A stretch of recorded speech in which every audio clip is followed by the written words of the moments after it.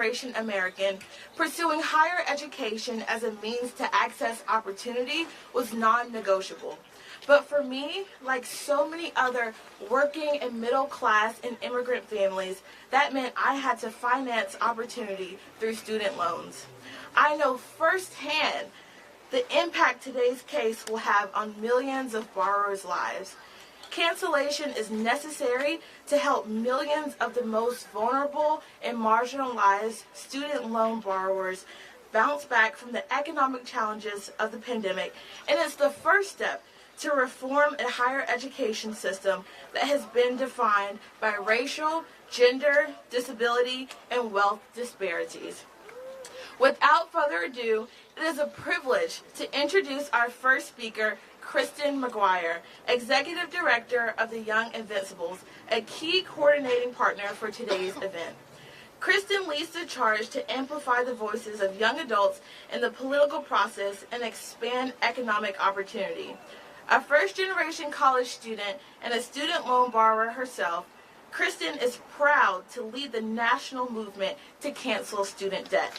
Everyone, let's give it up for Kristen.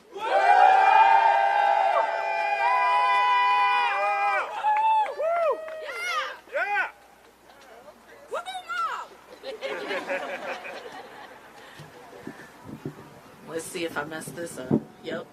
Hold on 1 second. I broke it. Can y'all hear me? I feel heard. Good morning, everybody. Good morning. Good morning, everyone. Good morning. I don't know about y'all, but it's feeling like today is a great day to cancel student debt. Thank you so much for being here today. Thank you for those who bust in. Thank you to those who spent the night. Thank you to everybody being out here in this cold. Thank you. My name is Kristen McGuire. I am the Executive Director for Young Invincibles. We are a policy and advocacy organization dedicated to improving economic opportunity.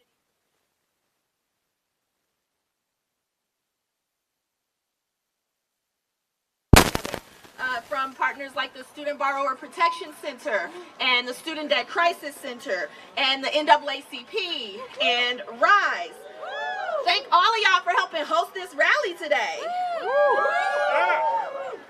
All of us collectively have been sounding the alarm for almost a decade about student debt and the crisis that was to come. And today, this is our Super Bowl. We at the Supreme Court, y'all. I also want to recognize the countless hours that my own team has put on to ensure that today was a success. So YI, where you at? Thank you very much. Many of us have come from far and wide. I came from California, so we can stand here to show the justices of the Supreme Court that we need relief, and we need relief now. And we need to let them know again that today is a great day to cancel student debt. And we will not be subdued because of some sham lawsuits and partisan politics. We, as the American people, deserve this student debt cancellation. The president was well within his right, and we are here to say we stand with the president and we want our student debt cancellation. And check this out, y'all, the facts don't lie. 40 million people are expected to benefit from this loan cancellation. Women hold nearly 2/3 of the student debt crisis in America, and black women hold the most student debt in this country. Right, I am one, and y'all are some too. Nearly 40% of vets who fight for our country are Pell Grant recipients, and they're also eligible for that $20,000. So we need to ensure that the people who put their lives down for this country get what they deserve and get those student loans canceled. The disparity between white borrowers and black borrowers quadruples 12 years after graduation, meaning while some people are able to pay off their loans, many black Americans are not. And that is not equity. So for too long, the student debt crisis has exacerbated the racial and the economic inequalities that we see in this country, and this pandemic has only made it worse. Cancellation is legal, cancellation is equitable, and cancellation is just. Canceling student debt is not only equitable and legal, it's the only appropriate response to the decades of government mismanagement and widespread industry abuses, many of which have been intentional to keep people away from the quote-unquote American dream. Communities from across this country, working people, borrowers of colors, veterans, older people, people of faith, cities and states across the country, we're in limbo, waiting for the much-needed student debt relief. Give yourselves a hand for being here today. And again, we stand with the 40 million borrowers across the country. And what we know is that failing to uphold the student loan debt relief program would be devastating and create additional generational hardships and more difficulties to create generational wealth. It would mean the burden of student debt would continue to weigh heavily on month-to-month home economy, delaying milestones such as purchasing a home and starting a business or starting a family or putting children through college. And so when we tell people, pull yourself up by the bootstraps, go to college, get a degree, make something of yourselves, what we should not do in this country is create an additional barrier by having student loans prevent you from doing those very things. And at YI, we will not stand for it anymore. Now all we need today is for the Supreme Court to follow suit and understand that the president is within his authority, student debt cancellation is legal, and 40 million Americans have their back. We want our cancellation, and we want it now. So dear scholars, all I came here to say today is that today is a great day to cancel student debt. Thank you very much.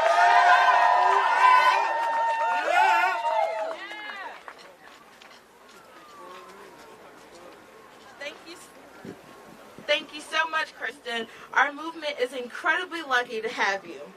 Our next speaker is also a borrower who is intimately familiar with the struggles that have come from our nation's severely broken student loan system.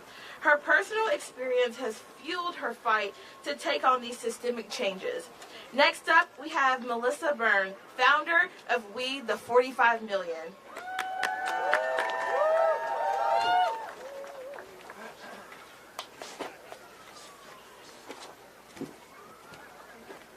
Hello, my name is Melissa Byrne. I am with We the 45 Million. It's an action shop that works on canceling student loan debt. And of course, I just dropped my phone. But I wanted to explain that student debt it's about starting college and having one of your peers go, ew, you have student loan debt? Why are you even here in college if your parents can't afford it? Student debt is when you start working and you find out that your peers don't have student loan debt. Student loan debt is waiting on hold for hours and hours and hours to talk to a servicer and then to ask, can I just have a direct number? We're literally in a long-term relationship. And being told, no, you just have to wait in line. Student loan debt is having your payment hit before your paycheck and having to scrounge in your car for quarters so you can get 2 gallons of gas to get you through the next 2 days. And there's no meals on that because you're on the road for a campaign and it's just to get you make those 2 days work. Student loan debt is not being able to quit a job where you're being harassed because you don't have savings. And then it's ending up getting fired and blacklisted and taking years to get your life back. Student loan debt is your mom feeling guilty because she can't fix it because she wasn't born wealthy. But student loan debt, it's also being asked by someone in a meeting to raise your hand if you have student loan debt. And it's raising your hand, and then when you're asked how much debt you have, you're saying, I'm not telling. And then it's this amazing leader saying, well, as long as you're ashamed of your debt, the banks have all the power. And in that moment, knowing it's not my fault, it's not my family's fault. We didn't do anything wrong. It's the system that was wrong. And I will always thank the Reverend Jesse Jackson, he's a really good organizer, for letting me know it wasn't my fault. And I left that meeting knowing my purpose was to eradicate student loan debt. It was to make college free. And why are we here today? It's because people organized. I've been organizing for a long time. You all have been organizing. And we got to the point where people were okay saying the phrase, cancel student debt. And we're here today because there was a pandemic. And because people organized, as soon as that pandemic happened, we were able to say in a unified voice, pause student loan payments. and we won that fight. And we're here today because even though we asked President Biden, we demanded President Biden to do broad-based student loan relief, what he did student loan relief based on the HEROES Act to follow through on one of his promises about a broad, across-the-board cancellation related to COVID. And because of that, these people in that building, they have no standing. They have no merit. And the whole major questions doctor thing is just Federalist Society BS. So we're here today because student loan debt cancellation is legal. And as I close, I grew up Catholic like a bunch of people in that building who always talk about being Catholic. And I hope today they say the Lord's Prayer, where forgive us our debts as we forgive our debtors.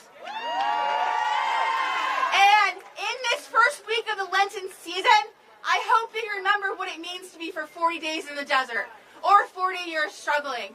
And they take that grace of Lent and see that they need to follow the law because student loan relief is legal and we need our relief today.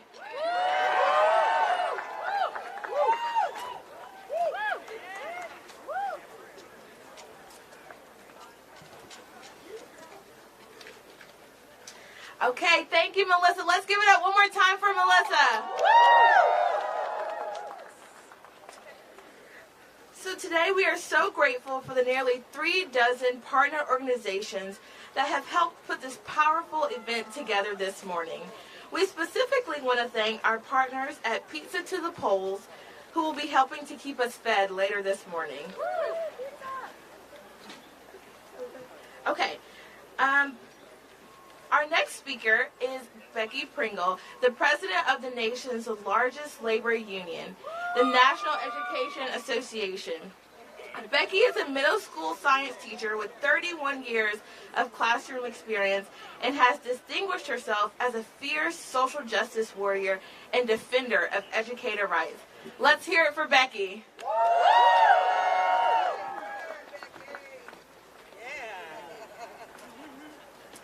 Good morning.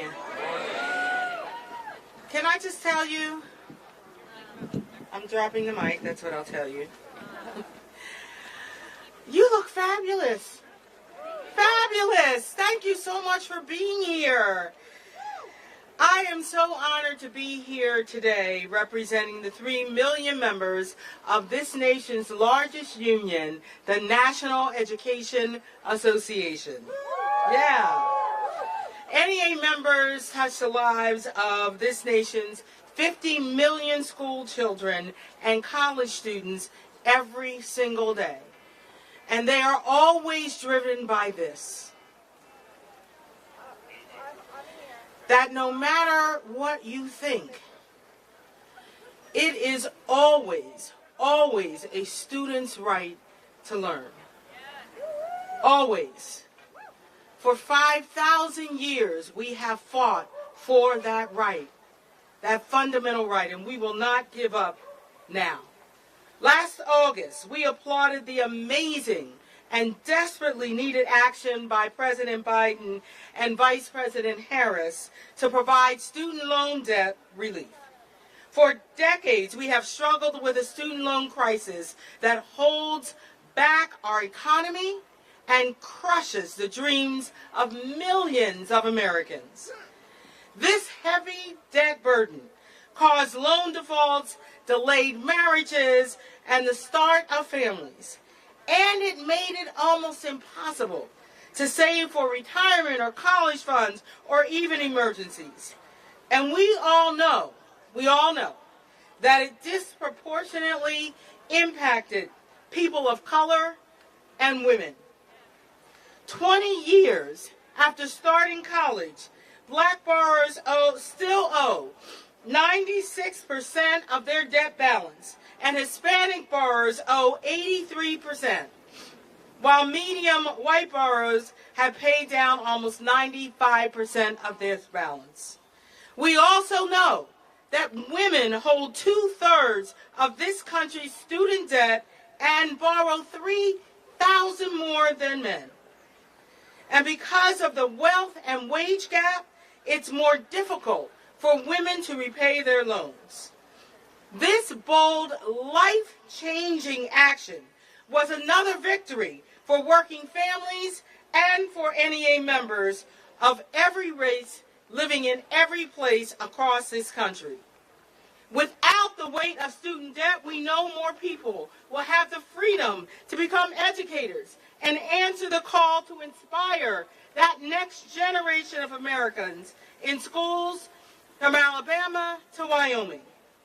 This commitment to students and working families was a big step toward ensuring stable educator workforces that reflect our students' diversity. Representatives Judy Hsu and Senator Bob Menendez, our labor leaders and partners, have all joined us today to call on the Supreme Court to allow student debt cancellation to be implemented and for relief to be granted for the more than 40 million eligible borrowers once and for all. Those are our demands. They know it's not just right, that it's just not right that educators like James Stewart in Salisbury, Maryland, who came from a family of educators, who had to move back home to become a science teacher, he told us that after 19 years, that he would be working until his very last days to pay off his loan. That's not okay. Is that okay? No. That's not okay. President Biden's life-changing student debt relief program is legal. It's legal. It's just. And it is supposed to provide a financial life raft to millions of Americans. But now, because of a small group of Republican governors and right-wing organizations, Trump-appointed judges on 2 federal courts have contorted the law to put that relief on hold. That sounds about right. Today, the 26 million Americans who have applied and 16 million who have already been approved are in limbo, with uncertainty surrounding them. The decisions to delay student debt cancellation are harmful and they are cruel. And at a time when educator shortages stand at critical levels across this nation because of our failure to respect educators and pay them a professional salary, the decision to delay student debt cancellation is just another blow to those who would answer the call to become and remain educators. So let me tell you this. The NEA must and we will join all of you to continue the call for reinstatement. Yes, we will. We must and we will do all we can to help educators obtain relief. We must and we will continue the pursuit toward our ultimate goal of ensuring not one, not some, but every single student has what they need and what they deserve to live into their brilliance. Are you with me? Are you ready to fight? Will you stop? Hell no, you won't stop, because you know that your children, our babies, are depending on us to be worthy of them. Let's go. Let's fight. Let's win.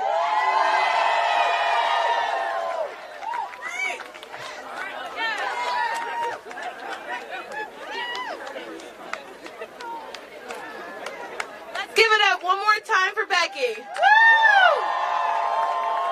Our next speaker is Mary Kay Henry, the president of the Service Employees International Union, a critical coalition and labor partner that has been pushing for student debt relief for working class people. Let's give it up for Mary. All right, are we ready to fight? I am joined today by an SEIU University, SEIU Local 500, Shed Silliman, who's going to speak shortly. I am proud to have the 2 million members of SEIU stand with you in our demand that we cancel student debt now. Say it with me. Cancel student debt now. Cancel student debt now. Cancel student debt now. Cancel student debt now. Cancel student debt now. We know that this is, okay, we're going to do it.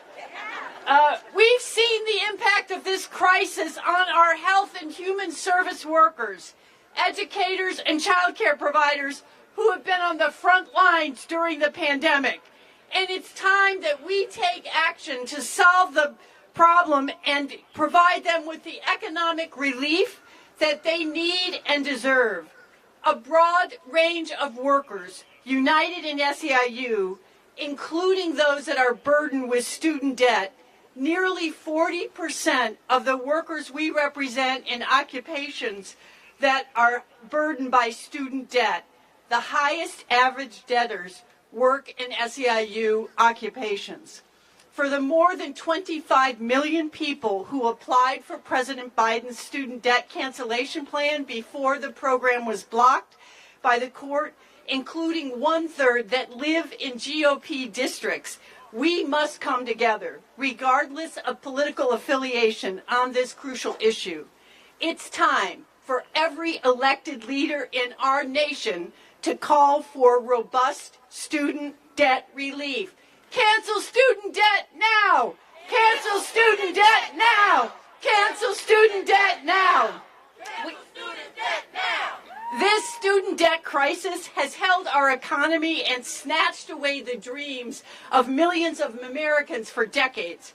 It causes loan defaults, drives up balances, delays marriages, often makes it impossible to save for retirement, college funds, or even emergencies like car repairs and medical expenses.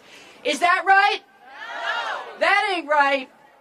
And it's not forget what Becky Pringle just told us. There's a disproportionate impact on students of color, with Black and Latino students experiencing higher rates of delinquency and default on their student loans. This is a clear example of systemic racism operating in our country, and we must put an end to it. Are we going to do that?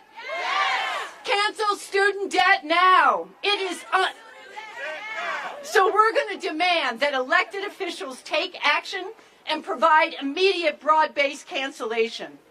And today we raise our voices in support of President Biden's plan for student debt relief and his commitment to American families with greater financial security and stability. We will not rest until we see a fair and just solution for all Americans.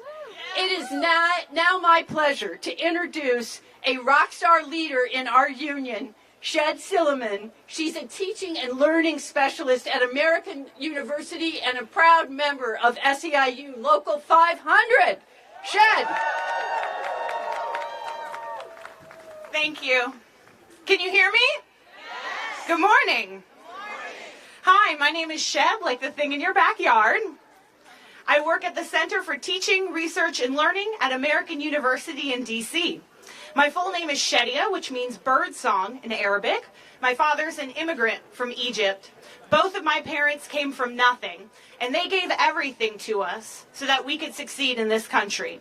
They helped us pay for college, and they got me through making only $15,000 a year as a grad student. I earned my PhD in 2020 from Indiana University, and now I have a job that I love. I help teachers be more equitable, which allows their students to experience an education that works for them and helps support and retain marginalized students. I get paid about $73,000 a year, more than I could have imagined as a young person. I was thrilled to start making a salary after grad school. I thought I'd be rich. And yet I am still drowning in debt. What's worse is, it's considered less than many people's debt. Only $30,000. I'm lucky compared to a lot of people to only have $30,000 of debt, which we have to admit is unacceptable, right? Right. Yes. This is absurd.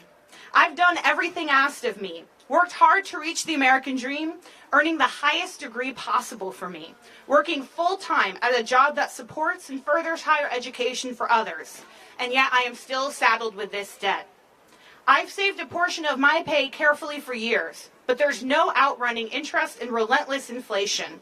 Even in my position, I have no prospect of buying a home, traveling, or saving for retirement with this debt hanging over my head.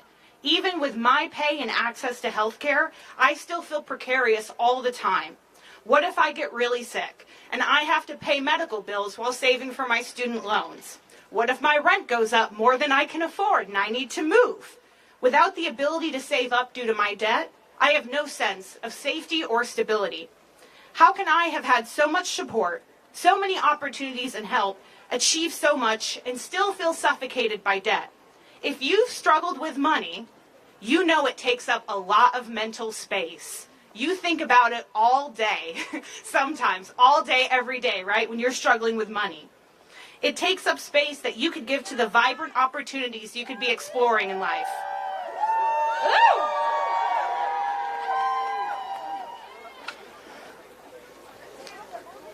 I gotta find my place in my speech. Okay, now imagine life without that debt.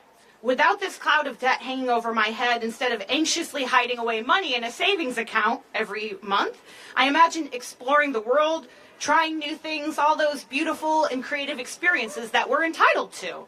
And I wonder what 40 million other Americans struggling with student debt would do with that freedom. And that's all we want. Buy a house, I heard. Yeah, you're entitled to a house. I believe that we're entitled to an education as well. But it's no coincidence that marginalized students and graduates are saddled with the most debt. Student debt makes racial and economic inequalities even worse. We know that debt is a brutal tool of holding communities back from their power. Women, BIPOC folks, queer folks, trans folks, disabled folks, and especially those who are more than one of these identities at once, we are entering institutions and we're changing them. We bring our knowledge and experiences, and we show what the world can be, not just what it has been.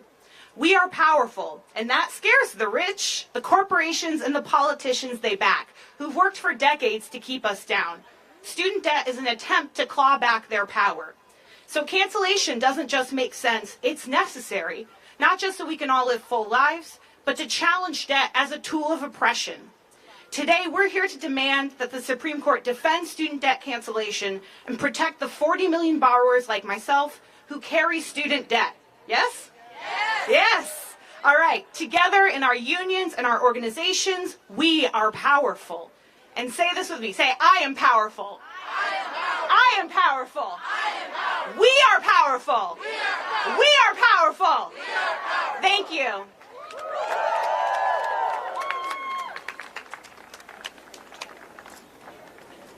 Thank you both so much. Let's have one more round of applause for Mary Kay and Shed.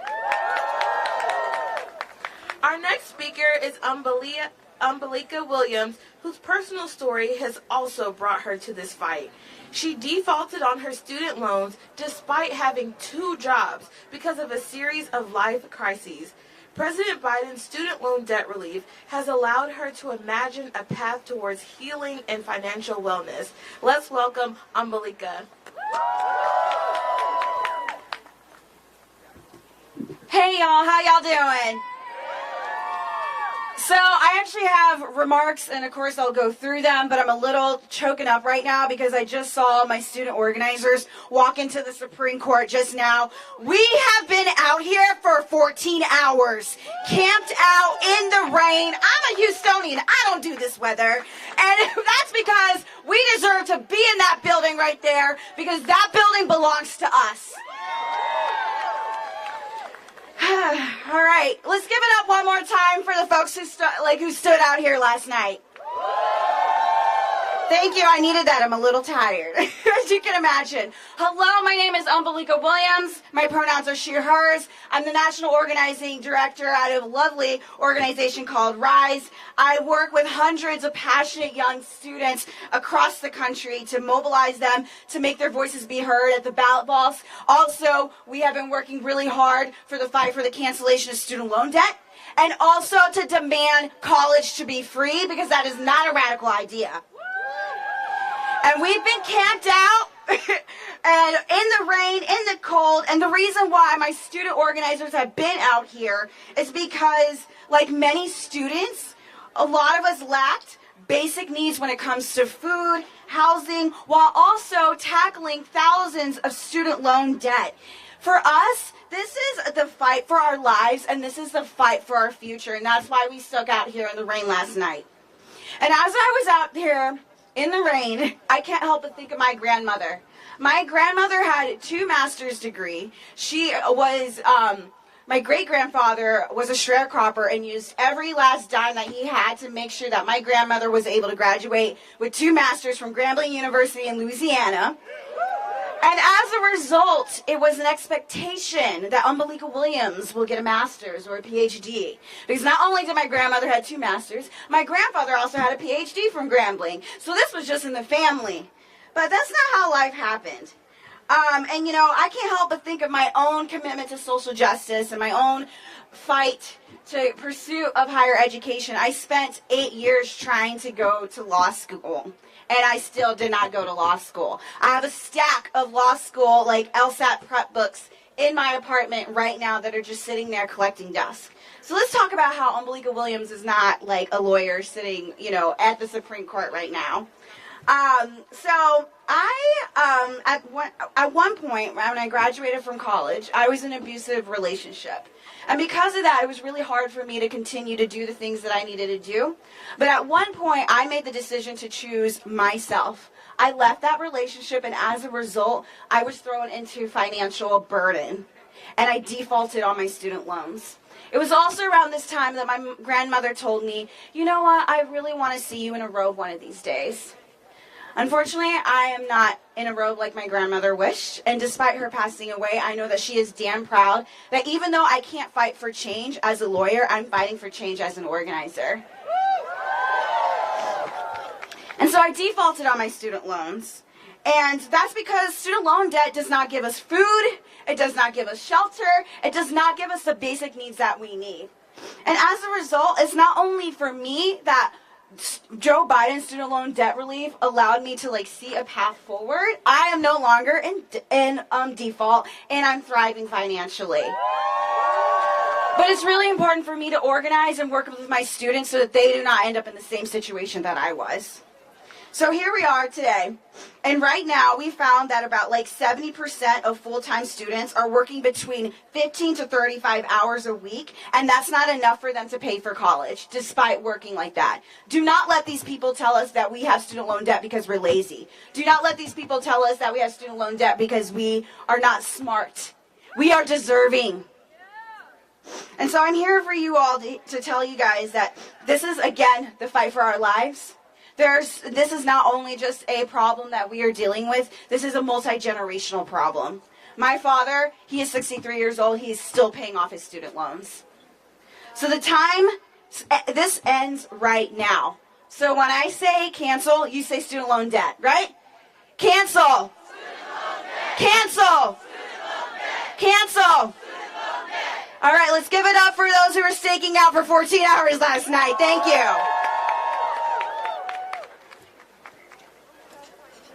Thank you so much, Umbalika. Okay, now I would like to welcome to the stage my colleague and friend, Cedric Lawson, who's the field director at the Leadership Conference on Civil and Human Rights. All right, y'all, it's chilly. Let's get those signs up. Let's get moving. We're going to do some chants. Repeat after me. Hey, hey, ho, ho. Student debt has got to go. Hey, hey, ho, ho. Student debt has got to go. Hey, hey, ho, ho.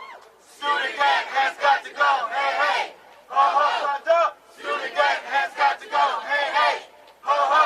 Wave them. Student debt has got to go. Hey, hey, ho, ho. Let's go. Student debt has got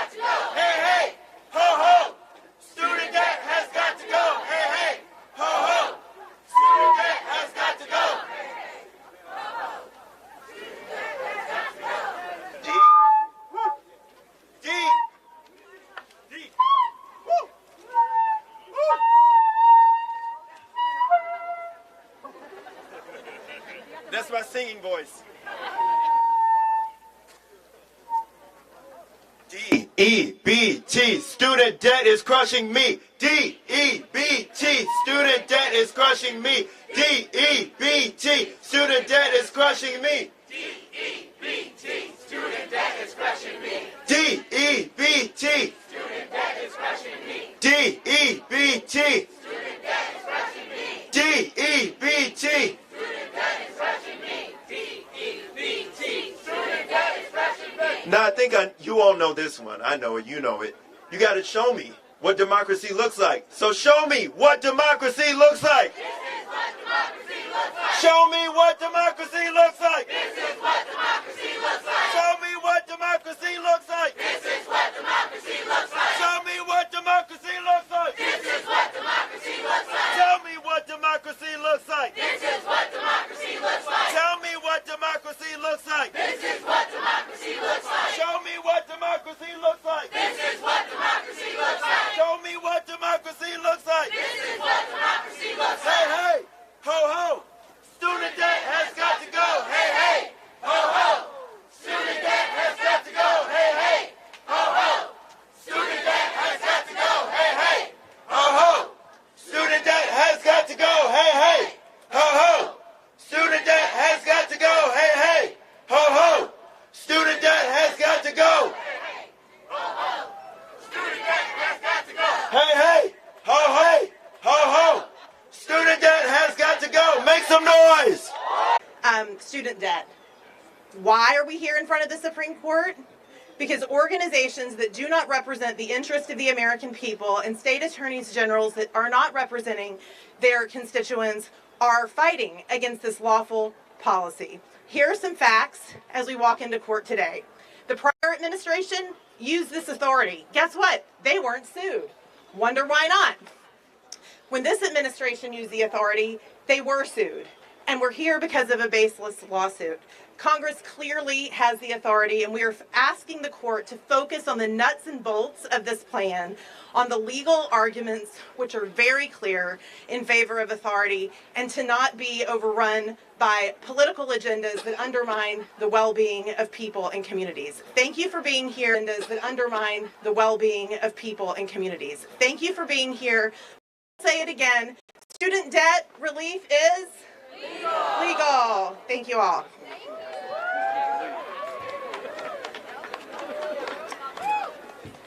Thank you, Sky. Let's give it up one more time for Sky. Our next speaker is Congresswoman Sheila Jackson Lee.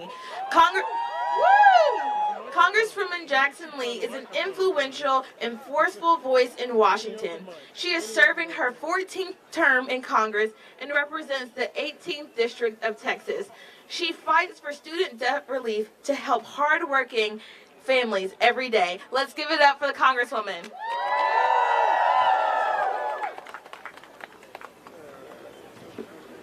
We too are Americans. We too are America. Come on now, we too have the right to prosperity. We have the right to liberty. We have the right to democracy. We have the right to be free. Let me thank the NAACP, the Young Invincibles, and the group dealing with student debt crisis, because it is a crisis.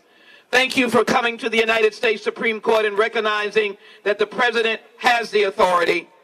The Congress has the authority. We have the authority to be able to protect the American people, to listen to the words of the Constitution that says we have organized to create a more perfect union.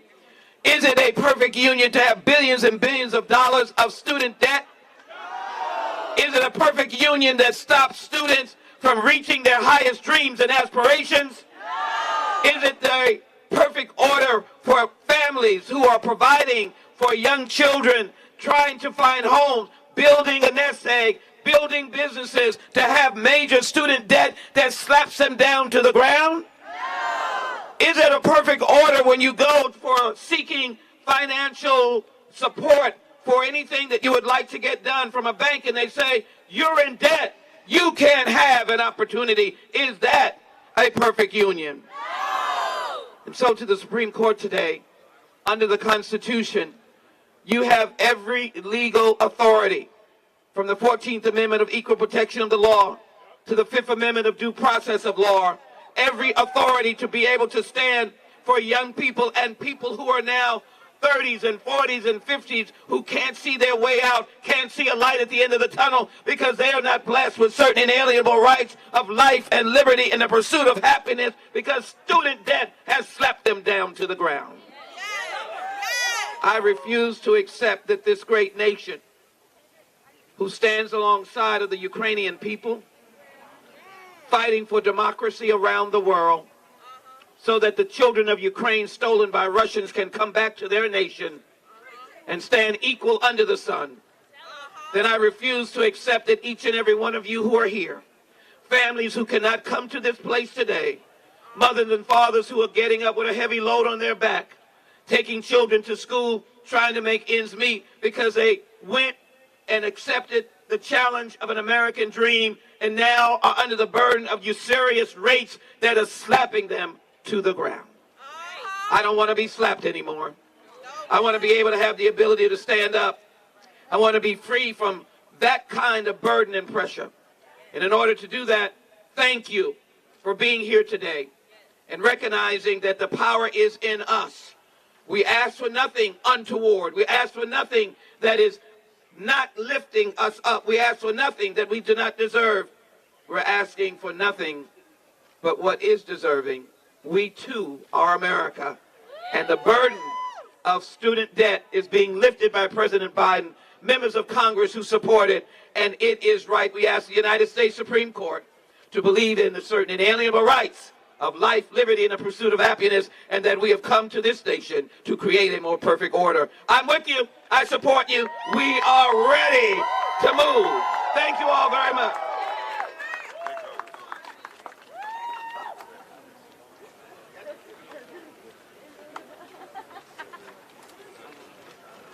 So when I start this chant, I want you to know something. I had student debt. I paid my student debt off. What that doesn't mean is that I'm not in solidarity with you. There are people like me who are in solidarity with you in this time. And because of that, we are the people united, and we will not be defeated. The people united will never be defeated. The people united will never be defeated. The people united will never be defeated. The people united will never be defeated. I can't hear you. United will never be defeated. The people united will never be defeated. The people united will never be defeated. You know this one. Hey, hey, ho, ho. Student debt has got to go. Hey, hey, ho, ho. Student debt has got to go. Hey, hey, ho, ho. Student debt has got to go. Hey, hey, ho, ho. Student debt has got to go. Hey, hey, ho, ho. Louder. Student debt has got to go. Hey, hey, ho, ho. Signs up. Student debt has got to go. Hey, hey, ho, ho. Student debt has got to go. Hey, hey, ho, ho. Student debt has got to go. Hey, hey, ho, ho. Student debt has got to go. Hey, hey, ho, ho. Student debt has got to go. Hey, hey, ho, ho. Student debt has got to go. Hey, hey, ho, ho. Student debt has got to go. Here's a new one for us today. Hey, hey, what do you say? Debt relief is here to say.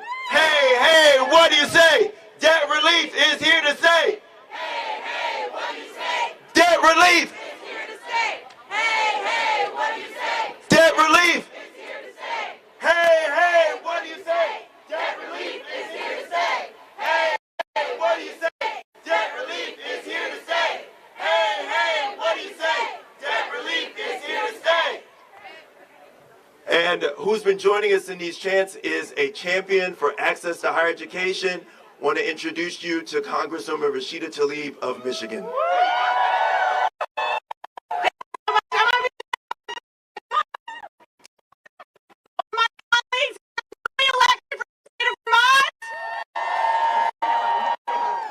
Good morning. So I want to know that I need to chant too because I'm going to help you. I need them to hear you inside those walls. So I'm going to say it again. Hey, hey, hey. Student has got to go. Okay. That's why you got to give me the chance. Hey, hey.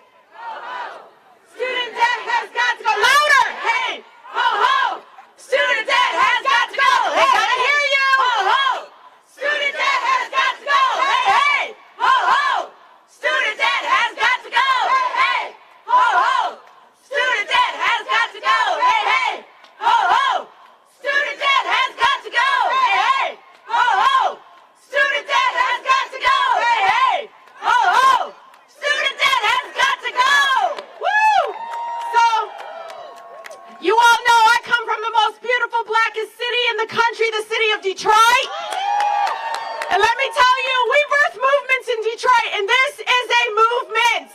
That's right. And let me tell you, we don't know what's going on in sometimes the heads of those that are in power when it comes to crises like education debt for our families. But what we do know, what taught me at an early age, what Detroit taught me at an early age, is that transformative change, meaningful action in our country comes from streets, the movement, people power organizing. And it's civil rights, organizing unions in our workplace, all of it came because we all demanded it. So we can let an unelected body try to take away relief for our families that are struggling every single day, and the pandemic made it worse for them. And it's women that are even struggling even more with student debt, as you all know. We're not going to stop. They can continue to try to gaslight us, to say this or that, but we all know the President of the United States has every legal authority to cancel debt in our country. You know, these are the same people that all of a sudden won't say anything about any legal authority when it comes to corporations, when it comes to corporate greed in our country. But when it comes to helping working class people, again, people that are struggling now even more because of the pandemic. So I say to you, I know Becca and I, we come from communities that stand with you all. They really, truly do. We know this is not an end because we know just the small amount of relief that the president had authorized is not enough. And this fight is going to continue. But know this, you are speaking truth to power, y'all. And there are people in our communities that can't be standing out here in front of the steps of the Supreme Court as they hear the opening statements. But I want you to know you all are standing on their shoulders. Literally, they are watching all this happen and cheering you on. I hope you can hear them. They are cheering you on. I posted a video showing the kids, the young people. You're not kids to me, you are, I know. But young people yesterday in the pouring rain last night, standing in solidarity. And I told them then, we are all standing with you. And just know this, I've seen things come and go, you know, when folks come in office, come and go. But movement people don't go nowhere, right? They can change hands. This unhinged Supreme Court can make all these decisions, but we're not going anywhere. And we're going to continue to speak that truth. Again, the President of the United States, I hope they can hear me, does have the legal authority to cancel debt. With that, again, I thank you all so much. That Becca. Woo! So one of the reasons I wanted to be standing next to Rashida, we could not represent more different communities. I'm from one of the most rural states in the country, and what I know is student loan debt is the economic issue of our time. It is holding back an entire generation of people. It doesn't matter if you're in a rural community, whether you come from a city like Detroit, this is holding you back, it's holding the American economy back, and it's making it impossible for you to live lives of possibility and promise. And that's why the state of Vermont stands with you today. Thank you for being out here.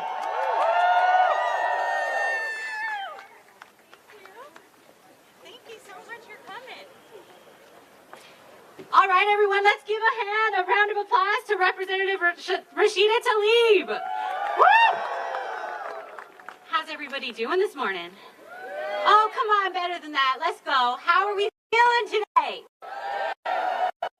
My name is Aisa Kancholabani. I'm with the Student Borrower Protection Center. It is such an honor to be with y'all today.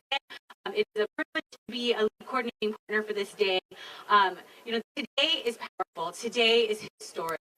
Never before have borrowers come from all over the country to come to the steps of the Supreme Court to make their stories front and center and to remind them that student debt is legal, student debt is popular, student debt relief is popular, and student debt relief is absolutely necessary. So I want all of us to ask SCOTUS, can they hear us? I'm going to say, SCOTUS, can you hear us?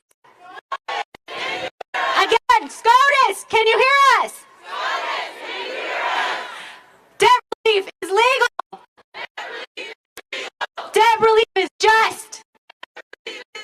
And debt relief is necessary.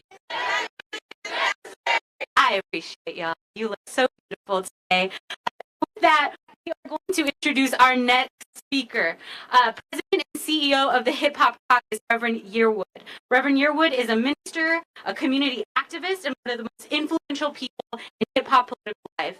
We're grateful to have him as a partner in the movement to cancel student debt and to finally build an economy that works for all. Now let's give a warm round of applause to Reverend Yearwood.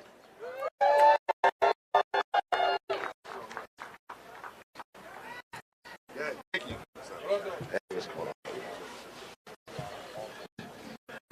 I'm so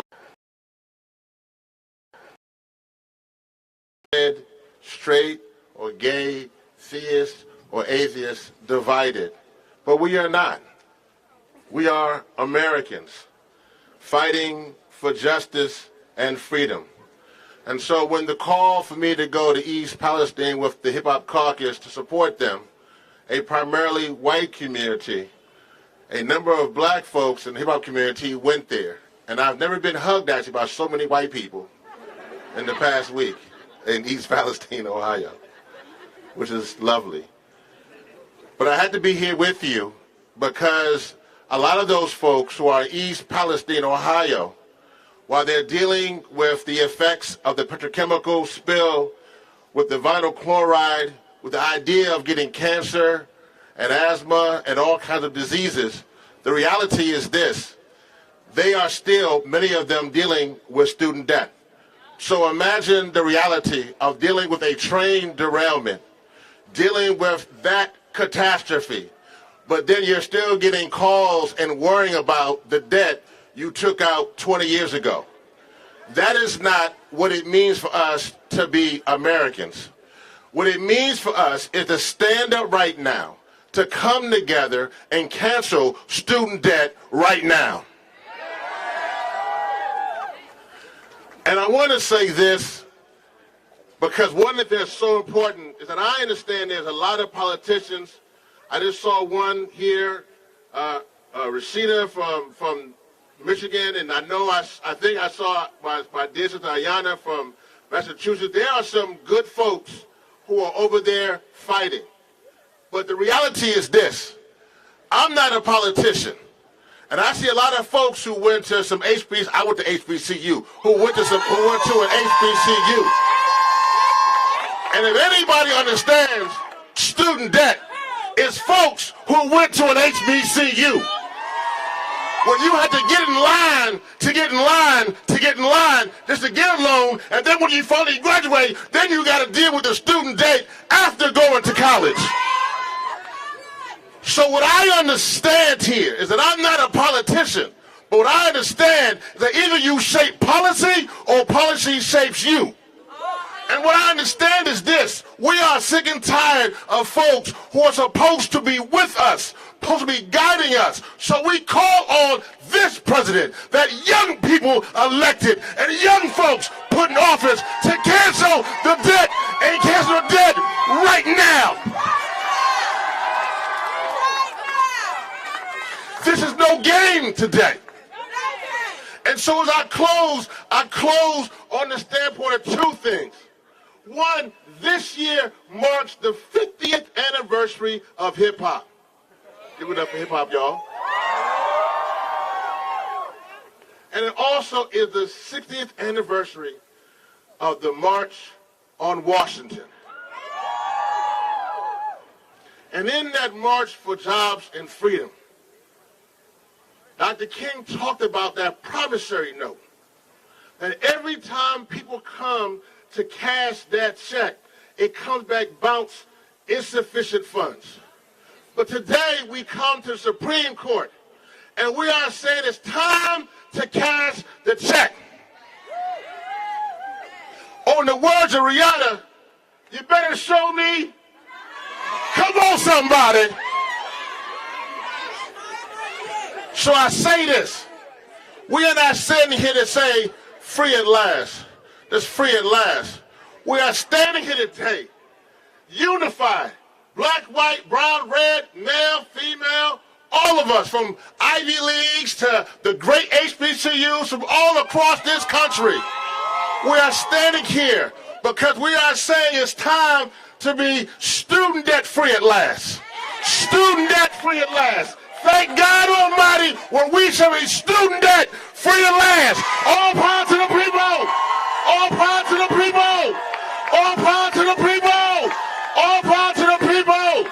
God bless you.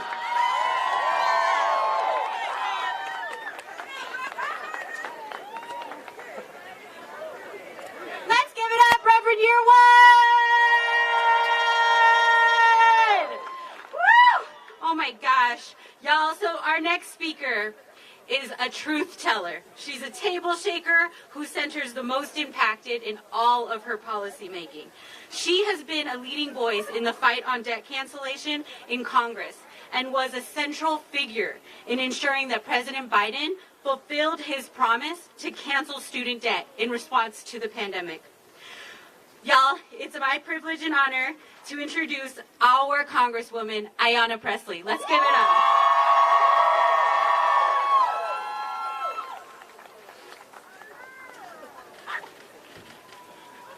How you doing? All right, well, good morning, movement family.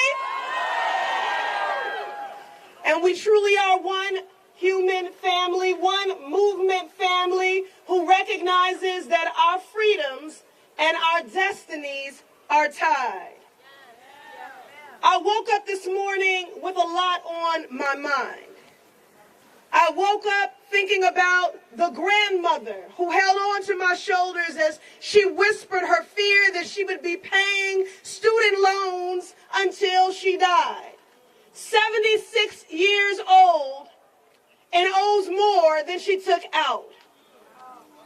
Living on a fixed income, benefits garnished because of student debt she still owes.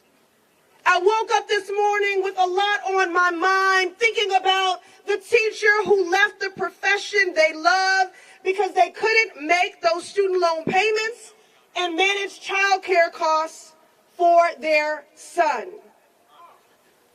I woke up this morning with a lot on my mind, thinking about the couple that bought their first home together because the payment pause gave them some financial breathing room for the very first time in their lives. I woke up this morning with a lot on my mind, thinking about my own mother and the history of Black Americans locked out of every major federal relief program, from the Homestead Act to the GI Bill, targeted by redlining, denied the ability to build generational wealth because of policy violence, and so we borrow and default at higher rates. I woke up this morning, family, with a lot on my mind. But when we start with the people, the policy is clear. The people demand and deserve student debt cancellation. Student debt cancellation will change and save lives.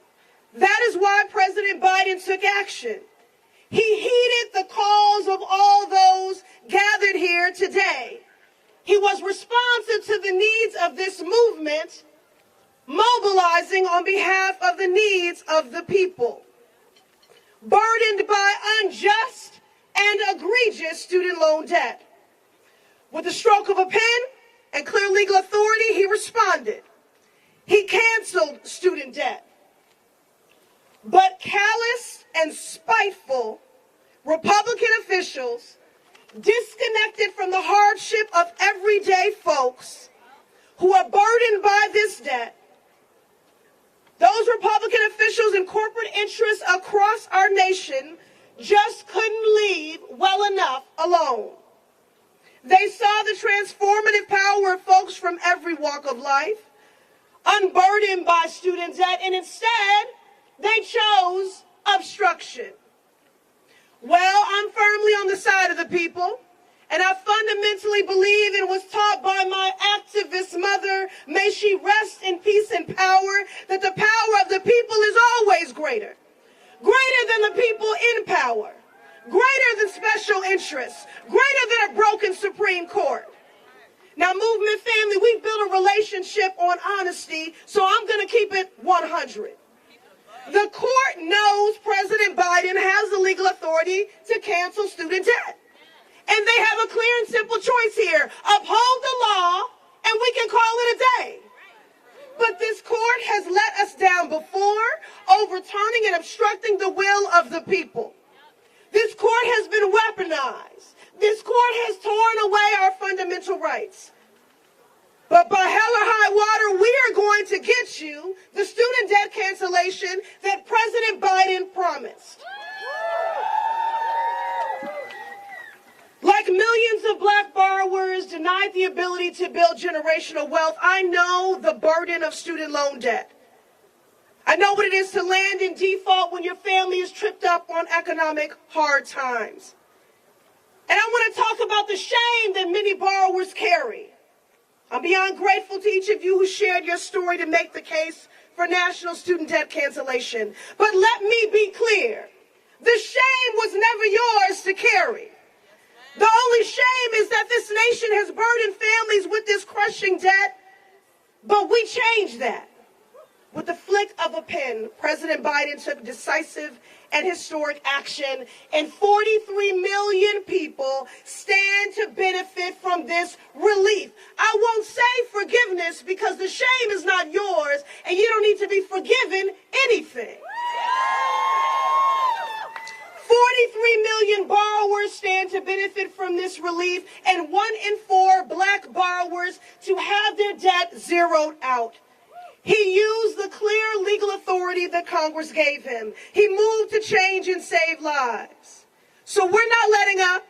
We will stand behind the president's legal authority. We will stand up against any bad actors that try to mislead a single borrower out of the relief you demand and deserve. This is the type of transformative policy that sends ripples forward for generations. We will get the people the relief they demand and deserve. Come hell or high water, we will cancel student debt.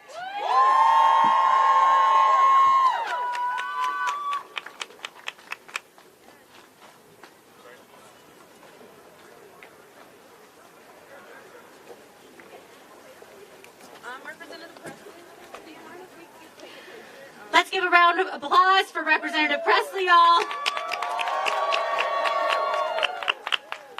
All right, so as a daughter of proud union members, it is such a great privilege to introduce our next speaker. We've got Randy Weingarten, President of the American Federation of Teachers.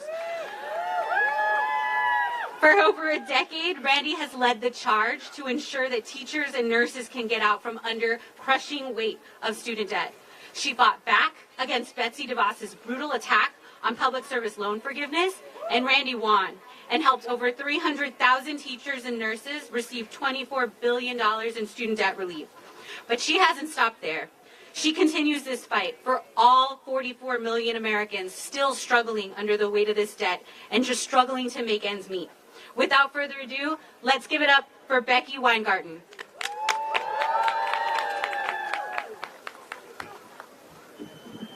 Are you ready to cancel student debt? Oh no, the judges can't hear you, particularly the judge that actually had student debt. Are you ready to cancel student debt? Do we need the Supreme Court to do the right thing? Do we need the Supreme Court to do the legal thing? So look, you know, I'm a school teacher, and I'm also a lawyer. But normally what happens is that when the government has the authority to get something done, like the Secretary of Education has the authority under the Higher Education blah, blah, blah, blah, blah law, when they have the authority to get something done, it doesn't get here. It never gets here. Because what happens is the lower courts say, here's the law, here's the authority, let's get it done. So this is my question for all of us. And I think Representative Presley said it as well. We've watched what the cases were last year. So we're here outside, but we are wondering, is the Supreme Court going to follow the law, or is the Supreme Court going to follow corporate interests? And I know we're wondering that. And what I'm asking you to do, regardless of what happens today, is keep hope alive. We know, and we say, remember I said I'm a school teacher, we've said to young adults, and there are many here, I love all these caps, we've said to young adults over and over and over again, go to college, go to college, go to college, go to college. How many of us have heard that? That's all? How many of us have said that? How many of us have gone to college? But part of this bargain is this. If we go to college and we stay in college, we need to actually make sure that it's affordable. That it doesn't take everything and everything that our families can do. And frankly, that is what this machinery was supposed to be about. We go to college, we take out student loans that were supposed to be affordable, and we're supposed to be able to deal and thrive and pay our student loans back in an affordable way. But what has happened is that they have become unaffordable. They've become unaffordable. They've not people, and when people make a mistake or when they don't pay the exact amount, all of a sudden one is in foreclosure and one is in all sorts of other things, and they become even more unaffordable. And so that is why President Biden said, we are going to deal with that. As we deal with the end of the pandemic, we're going to deal with that. We're not going to start student debt again without actually making a down payment of it. And the Secretary of Education had the right to do it. And frankly, and this is what really pisses me off, during the pandemic, we understood that small businesses were hurting. And we helped them. And it didn't go to the Supreme Court to challenge it. Big businesses were hurting, and we helped them, and it didn't go to the Supreme Court to challenge it. All of a sudden, when it's about our students, they challenge it, the corporations challenge it, the student loan lenders challenge it. That is not right, that is not fair, and that is what we are fighting as well when we say, cancel student debt. This is about the people, and it is about the people's future, and it is about all of your futures. So, that's why when I started and said, whatever they do, regardless of what they do, we need to keep this fight up. That is how we make good with the students of America. So, lots of people have talked about stories of what it means. And there are two AFT members who are with me today, Dr. Leslie Eaton and Dr. Raymond Collins, who are a married couple who took on debt to work as public university professors at SUNY Cortland. They also took on debt through the Parent Plus loans to send their kids to college. So please join me in welcoming Dr. Eaton and Dr. Collins.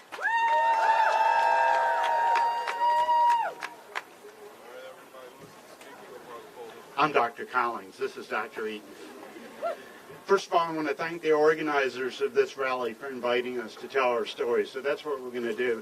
I'm going to go first, and then Leslie will correct me in just a moment. I'm blessed to be here. I'm a product of the American dream. In my 30s, as a college dropout, I realized my life wasn't going anywhere, so I decided to go back to college. And I eventually met Leslie there, who was doing the same thing. With the help of student loans, we were both able to finish our undergraduate and graduate degrees and become professors. And then when we wanted to start our careers, we were lucky to get a job at a public university in central New York.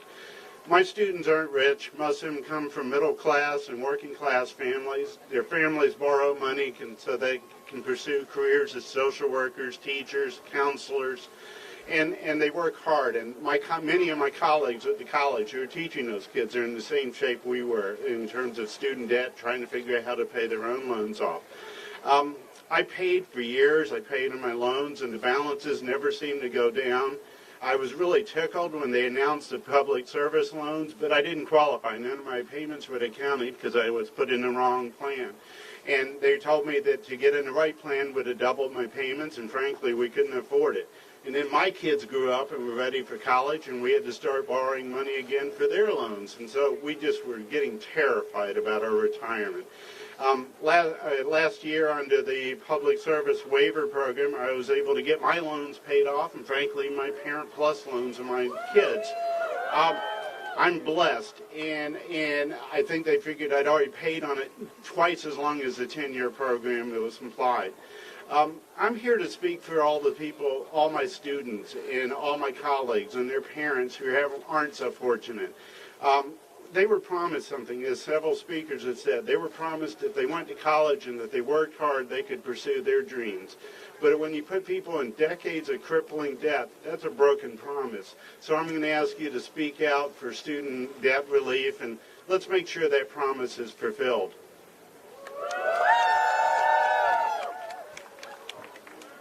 Good morning. Thank you to the organizers of this event, and I'm so glad to see so many NAACP hats on. We're members of the Youth and College Division at our college, and I'm thrilled to see you all here.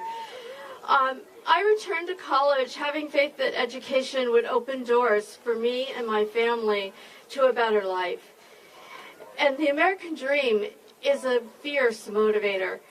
I discovered that you can study for exams while changing diapers, you can rehearse presentations while commuting, and you can complete readings between innings at Little League games. I felt guilty every time I left my son at the daycare center, and he cried as I walked out the door. And I felt guilty every time I missed class to stay at home with a sick kid. But I pressed on, and I was fortunate. I became an expert juggler of all things space and time. I ended up graduating Phi Beta Kappa and ultimately earned a doctoral degree in social psychology from the University of California. Thank you. I could not have attended college without childcare. Regardless of the fact that our student loan system does not recognize childcare as a cost of attending college, it was definitely a cost for me to attend college, and it might be for some of you, because 1 in 5 today, 1 in 5 college students are parents also, just like I was. Financial pressure during that time was tremendous, but student loans were the only option I had to pay for that childcare. And I'll be forever grateful that those programs existed.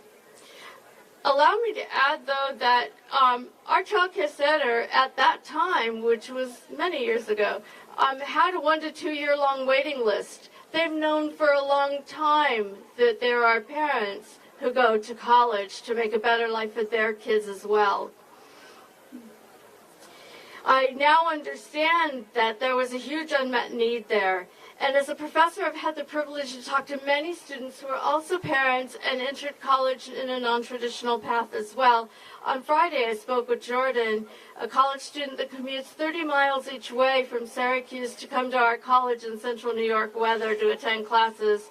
She's worried about her student loans too, because her 9-year-old will go to college not long after she graduates. Our own kids' college experience was marked by catastrophic economic downturns, as are many of you and your brothers and sisters. My son Ryan was a second-year undergraduate student during the 2008 financial crisis. That's when the state of New York furloughed college professors' salaries to help cover the expenses that the state needed to fulfill. My son Jeremy was an undergraduate during the COVID-19 economic crisis. For borrowers like us, these crises are impossible to overstate. As we consider today how taxpayer money is spent, let's remember that when the danger of a storm passes, the federal government helps families to recover and rebuild. Student loan cancellation is no different. It will help families recover and rebuild after the pandemic. It will help protect borrowers from falling back into economic distress. This assistance is needed, it is necessary, and it is equitable, and it is just. Thank you.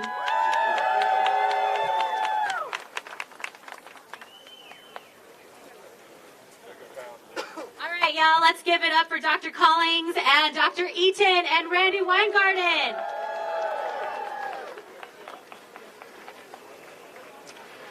All right, y'all, so our next speaker, I'm so excited.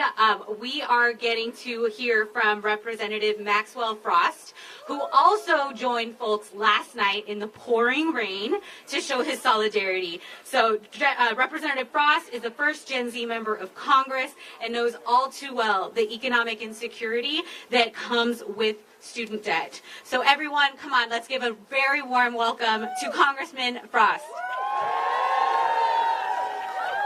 How's everybody doing? How's everybody doing? No justice! No justice! No justice! No justice! It's an honor to be in this space with you, NAACP, SEIU, Young Invincibles. There's a lot of organizations here. I can't name them all.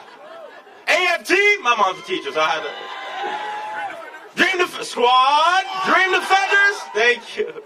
It's an honor to be in this space with NEA. I see the sign. All right. It is an honor to be in this space with y'all. I'm Congressman Maxwell Alejandro Frost from the free state of Florida. Not so free right now. Over 1 million people in my state would benefit from having their student loan debt canceled if this initiative is able to move forward. That is why I'm here today. For the 1 million people in Florida, for the people in my district of Central Florida, the fact that this issue, it's not just about economic justice, which it is, it's about racial justice. It's about ensuring that people have the resources they need to live their lives. You want to ask me about my politics? It's not about Democrat versus Republican. It's about the people versus the problem. It's about ensuring my politics is you living your best life. And in order to do that, you need the resources you need to tap into the opportunity of this country. We know all too well what that anxiety is. People out here looking at those next payments, it does something to your mind, right? It makes it so maybe you can't make the decisions you want to make. It makes it so maybe you can't follow that art that you want to do, or start that small business, or do the thing that you want to do in this life, and that's why this is important. And we need this court to make the right decision, because lately they've been making the wrong decisions. And that's why it's important to rise up. It's that inside-outside game. That no matter who you are, we need you on the front lines of this battle. It's not just about young people. It's about our entire country. It's about taking the shackles off of people and letting them live their life with that economic security that we all deserve. You know, yes. I'm going to be quick because I'm not a directly impacted person. Because believe it or not, I didn't finish my college degree. And part of the reason is because of the anxiety of student loan debt. Imagine the amount of people who wanted to go into higher education but couldn't just because of the anxiety of it. We have a lot of work we need to do. We know that this is to fix this now. But long term, everybody deserves to go to college for free, no matter who you are. No matter who you are. And for the folks that look at us and say, we're in this problem because we live beyond our means, it's not because we live beyond our means, it's because we've been denied the means to live. And when we understand that, it gives us the mental fortitude, it gives us the moral high ground that we have to fight this battle. It is an honor to be here with y'all. Let's continue to fight. God bless and cancel student debt. Thank you. Give it up for Congressman Frost! All right, y'all. So our next speaker is Jericho Richardson. Jerica is Senior Vice President for Equitable Justice and Strategic Initiatives at the National Urban League, where she leads the charge to protect civil rights and secure economic power for Black and Brown folks through policy change. Jerica is passionate about student debt relief in particular because she knows the disproportionate harm student debt has on borrowers of color, especially Black women and low-income folks. So let's give it up for Jerica.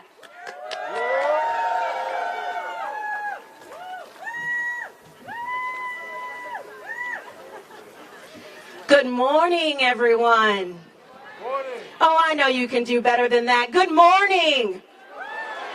Look, I've been so inspired by what I've heard today. And, you know, just hearing from the congressman, that's the type of leadership we need here in Washington. That's why we're here today, to create opportunities for our people. And so, you know, I'm honored to be part of this diverse coalition organizing today's rally. I am Jerica Richardson, and I hail from the National Urban League. And on behalf of our president and CEO, Mark H. Morial, and the 90-plus affiliates we have across the country, and thousands of volunteers, as well as 8 million vulnerable American borrowers who would literally drown in student debt if payments were to resume without any cancellation. That's who we're here today. That's why we're here today. And so make no mistake, this nation is in crisis, and inaction is not an option. As a Black woman who has dedicated my life to public service, equity, and justice, working in federal, state, and local government bodies before joining this civil rights organization, I know the crushing burden of student loan debt all too well. You see, like many Black people and others from marginalized communities, I was taught that in the absence of privilege and generational wealth, higher education was the pathway to helping my people and to achieving the American dream. So let's look at the numbers. Black borrowers are among the groups most negatively impacted by student loans. Black women are the most likely of any gender group to have student loan debt. Roughly 1 in 4 Black women like myself have student debt compared to 1 in 8 white men. When I had graduated with my Juris Doctor from one of the prestigious law schools in this land, I left with my diploma in hand and stepped into the workforce with $150,000 in student debt. So let me tell you, for 15 years, I struggled to keep my head above water, to pay off this debt and all the interest that accrued. And I'll tell you what happens when one's dreams are deferred because of student loan debt. You feel paralyzed and put off many things like buying a house, getting married, starting a family or a business, to avoid falling into deeper debt. And look, thankfully, the Biden administration's actions during the pandemic in implementing the public service loan forgiveness waiver addressed years of bureaucracy, simplified the qualifications for Americans who pursued careers in public service, and freed me from the remaining shackles of my student loan debt. So my then fiance and I bought a home, got married, and we are starting our family. That's what happens if we continue to fight for this today. We must cancel student loan debt. And while I am thankful that my American dream is no longer deferred, we must do more to ensure that all Americans still crippled by student debt finally find relief, especially during these challenging times. So to the scores of politicians and business owners, and even the plaintiff in today's case, who have sought to deny hardworking borrowers relief despite happily and personally benefiting from similar emergency relief efforts like PPP loan forgiveness plan, your hypocrisy is glaringly on display and will not be forgotten. Folks, we can't sit idly by and watch the promise of America fade away for those who have worked so hard to achieve their dreams after skyrocketing tuition, predatory lending, for-profit schools taking advantage of students, and government bureaucracy. So we will not wait. Now is the time to help Americans achieve the middle class that they have worked for by what? Canceling student debt. So in closing, I urge the nation's highest court to uphold the will of the American people and affirm this legal measure for student debt relief. The time to act is now. Cancel student debt. Cancel student debt. Cancel student debt. Cancel student debt. Thank you.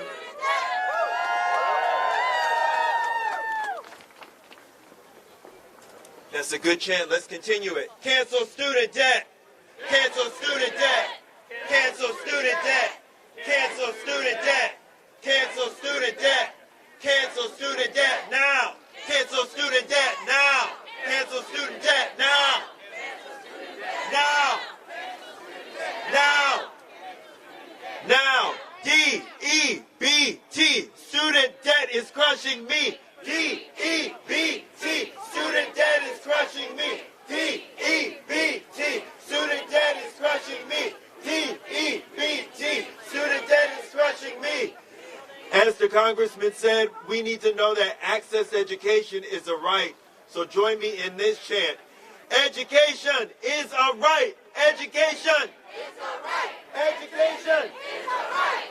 Education is a right. Education is a right. Education is a right. College access is a right. College access is a right. College access is a right. College access is a right. College access is a right. Education is a right. Education is a right. Education is a right. Education is a right. Education is a right. Education is a right. Education is a right. Education is a right. College access is a right. College access is a right. College access is a right. College access is a right. Congress needs to hear you. Education is a right. Education is a right. Education is a right. Education is a right. College access is a right. College access is a right. College access is a right. College access is a right. Justices need to hear you. Education is a right. Education is a right. Education is a right. Education is a right. Justices need to know that these are our courts. Whose courts? Our courts. Whose courts? Our courts. Whose courts? Our courts. Whose courts? Our courts. Whose courts? Our courts. Whose courts? Our courts. Whose courts? Our courts. Whose courts? Our courts. Whose courts? Our courts. Whose courts? Our courts. Whose courts? Our courts. Whose courts? Our courts. Whose courts? Our courts. Whose courts? Our courts. Congress needs to know, because you know what? The White House, the president nominates these justices. The Congress, the Senate confirms. They need to know that these are our courts. So you know what? Whose courts? Our courts. Whose courts? Our courts. Whose courts? Our courts. Whose courts? Our courts. Whose courts? Our courts. Education is a right. Education is a right. Education is a right. Education is a right. Education is a right. Education is a right. Education is a right. Education is a right.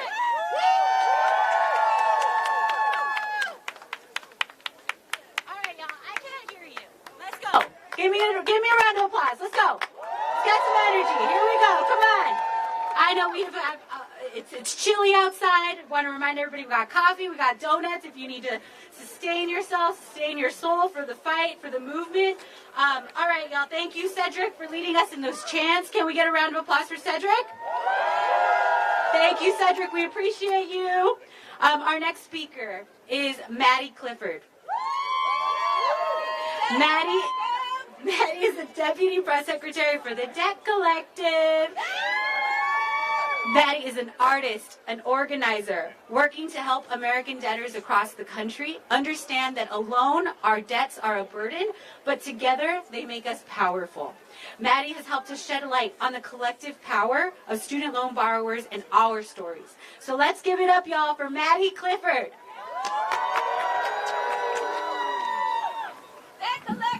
Hey everybody, how y'all doing? You good? I'm so happy to be here. Thank you so much for having me. So my name is Maddie Clifford. I'm a writer, I'm a musician, and I'm an organizer with the Debt Collective. And we're the nation's first debtors union. Okay, look us up, Strike Debt on Twitter, plug. So in the past, if you would have asked me what it's like to be $120,000 in student debt, I would have told you that it's almost like having an anchor dragging me into despair and shame and loneliness. I moved in the world differently because of my debt. See, people who are debt-free don't really understand, right? It's different. And this really impacted the way I showed up in my community and as a teacher, having this debt. But everything changed when I started to organize. Through research, through conversations, and through collective action, my individual debt experience began to unravel from one of isolation to one of connectivity.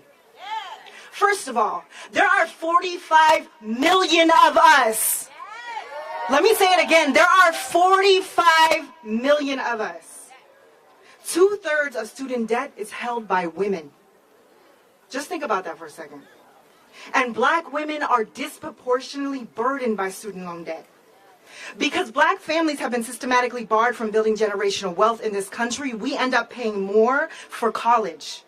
But the gender wage gap also limits our chances of earning as much as our white counterparts. We literally pay more for the same degree. More. That is called a poverty tax, y'all. Poverty tax. Once I started to have conversations with other people, I began to see my debt differently. I began to understand how absurd it is to blame individual borrowers for the student debt crisis. Doing so obscures decades of unjust policy. The history of black people in the United States is one of being systematically barred from pursuing education. And you know what? Student loan debt is a contemporary manifestation of that legacy. Okay, we need to talk about this. President Biden has taken a step in the right direction, a step towards remedying some of the harm. But make no mistake, student debt relief is legal. It's so legal, and still today the Supreme Court will be hearing lawsuits against it? What? These lawsuits are bogus. Literally backed by right-wing billionaires. Look it up. Rich people who've happily accepted government handouts in the form of having their PPP loans forgiven or receiving government subsidies. Does the government work for them or does it work for us? That's my question. Okay, so if you ask me now what it feels like to be $120,000 in student loan debt, I say it feels like solidarity. It feels like power. If one person owes the bank, that's not one person's problem. But when 1 million people owe the bank, that's the bank's problem, okay? We cannot pay back this debt. It shouldn't even exist in the first place. And if the federal government can issue a debt, they can have the power to not collect on it. Think about it. I am calling on the Biden administration to do everything in their power to fight for working class families. When I say alone our debts are a burden, but together they make us blank, I want you to say powerful, okay? Alone our debts are a burden, but together they make us powerful. Together they make us powerful. Together they make us powerful. Thank you so much. Have a beautiful day.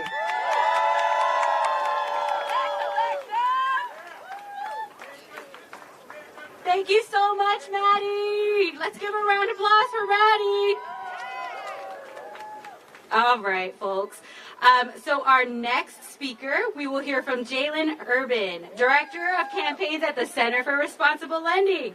Jalen and CRL have played an intricate role in connecting student debt cancellation to bridging the racial wealth gap and ensuring that student debt is no longer pervasive in our communities of color. So let's give it up for Jalen.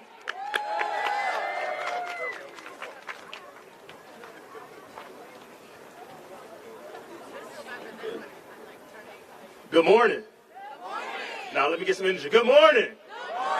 Let me get a little bit louder because they're about to cancel our student debt. Good morning. There we go. My name is Jalen Herbert. I serve as the Director of Federal Campaigns for Center for Responsible Lending, CRL for short. CRL joined the fight more than a decade ago, wanting to bridge the racial wealth gap, ensure that borrowers have a fair, inclusive, and equitable and affordable student debt repayment system. For many borrowers, student debt has prevented them from starting families, purchasing their first home, and living their version of the American dream. Let me ask you a question. What is the cost of an education? What does it cost one to continue their education after 12 years of receiving a free education? For some, the research shows that it costs them a decade of debt. For others, it will cost them living paycheck to paycheck. It costs our elders to have their retirement and Social Security checks garnished. Research conducted by CRL shows Black women and Latino borrowers typically have higher student loan balances than white women, making their student loan repayments more difficult. Women carry about 2/3 of the $1.7 federal trillion student debt, with Black women holding more than twice as white women, and more than $50,000 in undergraduate student debt.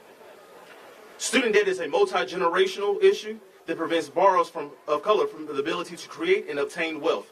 Because of years of structural racism, inequality, income inequality, and persistent labor and credit market discrimination, the average Black borrower still owes 95% of the original balance after 20 years of repayment. So again, I ask, what is the cost of education? The reality is that those that are holding up student debt relief already know that 44 million families are being impacted today. They already know that we must not allow that to happen anymore.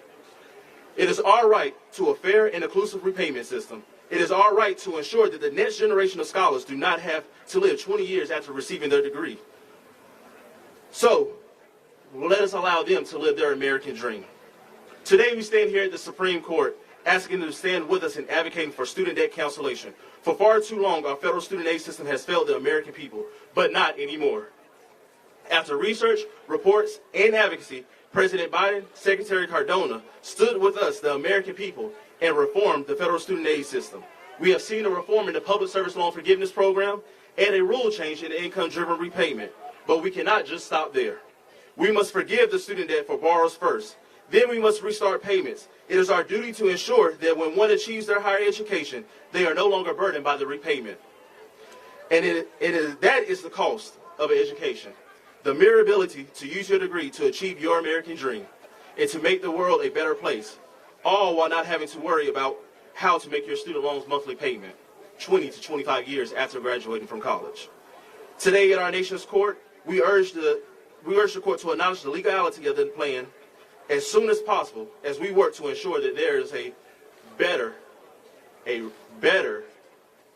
student debt-free relief, an equitable, a fair, inclusive student debt repayment system. Cancel student debt today.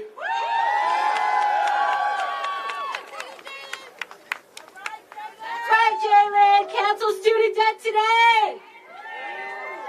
All right, y'all, so I just heard from the Supreme Court justices, and they said they can't hear us out here. So I said, okay. So let's go with SCOTUS, can you hear us? SCOTUS, can you hear us? Cancel student debt now! I said cancel student debt now! Cancel student debt now! I think they heard us a little bit. All right, y'all. So next we have Reverend Dr. Starsky Wilson, who is President and CEO of the Children's Defense Fund, an organization that envisions a nation where marginalized children flourish. Leaders prioritize their well-being, and communities wield the power to ensure that they can thrive. In Reverend Dr. Starsky Wilson's work, he witnesses firsthand the full family and community impact of student debt. And we're lucky to have him in this movement alongside us. So please welcome to the stage Reverend Dr. Starsky Wilson. Good morning, family. Good morning, family.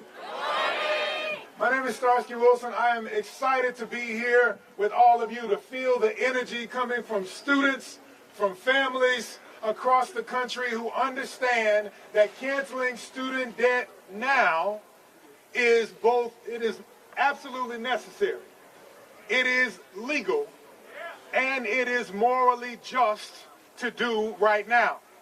And I come standing in solidarity with the Center for Responsible Lending, standing in solidarity, throwing in with the Dream Defenders, throwing in with the NAACP Youth and College Division, throwing in with the Young Invincibles to say this is necessary. Let us say necessary. It's legal. Let's say legal. And it is morally just. Let us say it's morally just. And I come as, I must admit, a preacher, to declare that this is the year of Jubilee. What do I mean? We say canceling student debt is indeed necessary because we feel the power and the promise of the people. And we were raised in a nation where we were told to do three things. Your mama told you this, my mama told me this, that you got to work hard. And we worked hard. Didn't we work hard?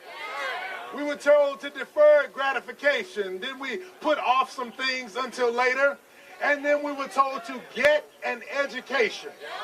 Work hard, defer gratification, and get an education, and you can do and be anything in America. Yet getting an education, that part. That part has been racking us with debt to constrain our lives. I don't stand just as the CEO of the Children's Defense Fund. I stand as the son of a single mother with 5 children.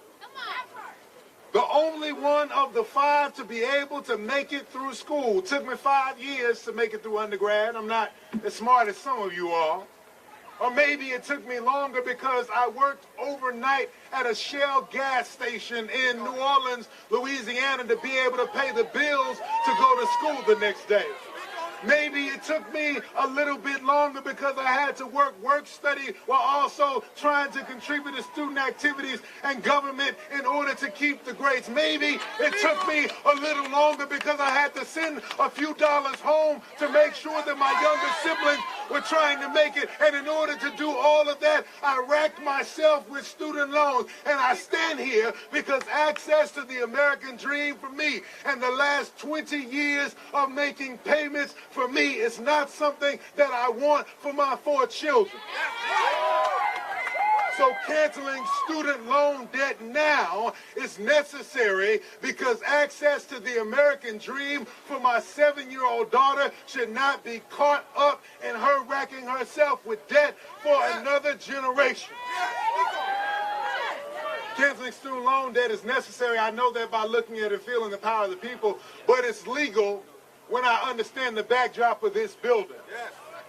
I'm no legal scholar. They know better than I do that the HEROES Act from September 11th gave broad latitude to the Secretary of Education to cancel student debt. They know better than we do that that same authority was used by the president in the context of a pandemic that is still yet ongoing. They know better than we do that President Biden had the authority to cancel student loan debt. And so because it is legal, SCOTUS, do your job.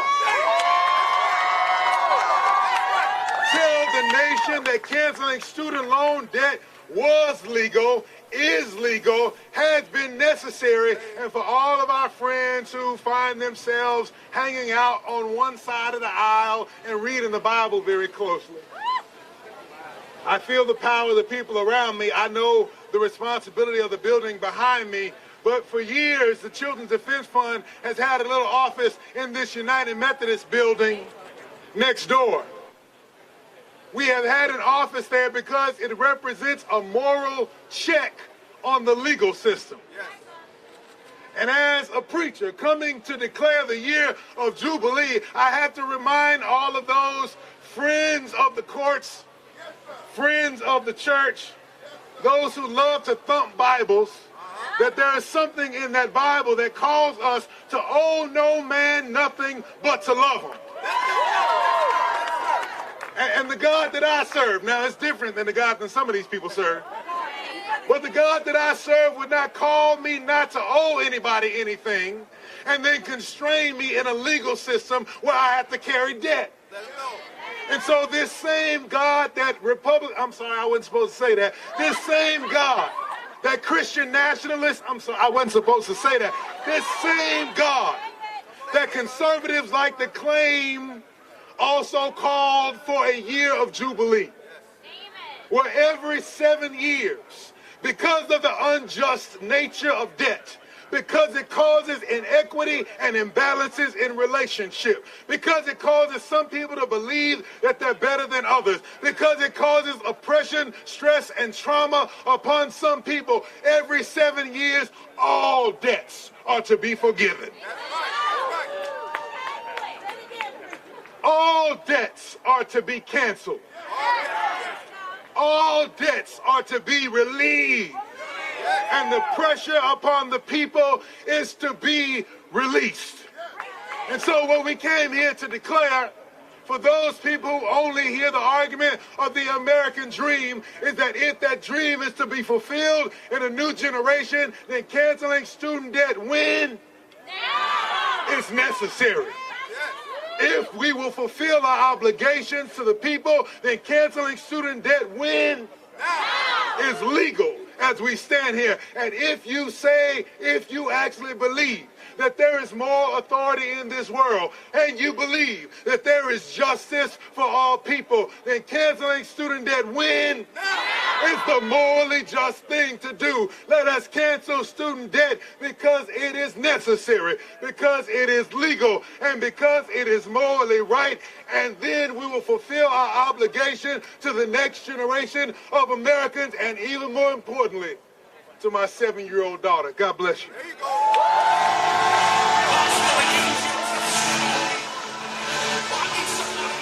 I need a better round of applause than that for Reverend Arthur.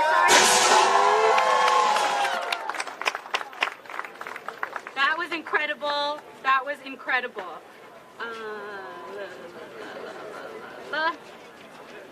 All right, y'all, so just one quick announcement. So it is now 10:16. Oral arguments have officially begun. So oral arguments are live. They're not live streamed, but they're live audio stream.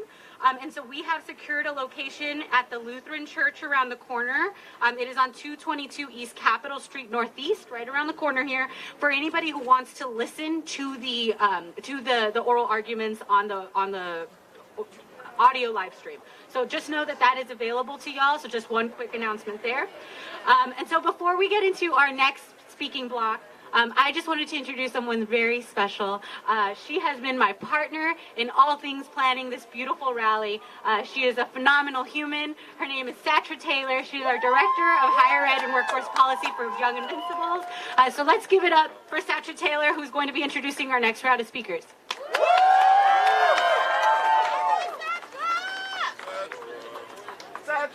What's up, y'all? Listen, I need y'all to get high. What's going on? I first want to just take a moment and just pause. Can we just look around, look at your neighbor? I'm going to take from the Reverend. Look at your neighbor and just give yourself a round of applause because y'all showed up today. Y'all showed up. Y'all got up early. It's cold. I'm tired. I'm hungry. But we're here today to let them know to cancel student debt and to cancel it when? When? I like that. I like that. Thank you all for being here. I'll say it one more time. My name is Satra D. Taylor. Oh, come on. I love the hype. Guess me up. My name is Satra D. Taylor. I am the Director of Higher Education and Workforce Policy at Young Invincibles. And to be honest, y'all, it is an honor to be here today. And I shared this on a webinar, but my grandfather had a 3rd grade education. Okay? My grandmother wanted to go to the Ohio State University, but because of the riots that were going on during her generation, she decided not to go to college. Okay? So I decided to go to college not only to better my family and the generations after me, but also to continue the legacy that my ancestors did not get an opportunity to do. So then to saddle me with student debt and then tell me you're not going to cancel it, I would like to talk to the president. Okay? Okay, and I know a lot of us here can resonate with that. And so I just, again, want to thank you all. And I know everyone has a story. I know I am no different. But I want our stories to be loud and to be proud. And that is what I'm here today to make sure it happens. So again, I am here to ensure that this rally is successful and that you all are well taken care of. Please make sure y'all grab some snacks. We got some pizza coming and all of that. But I also want you all to feel empowered and to let your voice resound loud and proud to the nation of equal importance. I'm here to introduce our phenomenal speakers. And I am honored to introduce this next speaker, whom I met as a field organizer at NAACP's Youth and College Division. Wisdom Cole has continued the legacy of being an influential, innovative, and authentic national director of NAACP's Youth and College Division. The people. Y'all are the people. If you did not know, now you know. You all are about to hear from one of our nation's youngest civil rights leaders today. Please join me in welcoming Wisdom Cole to the stage.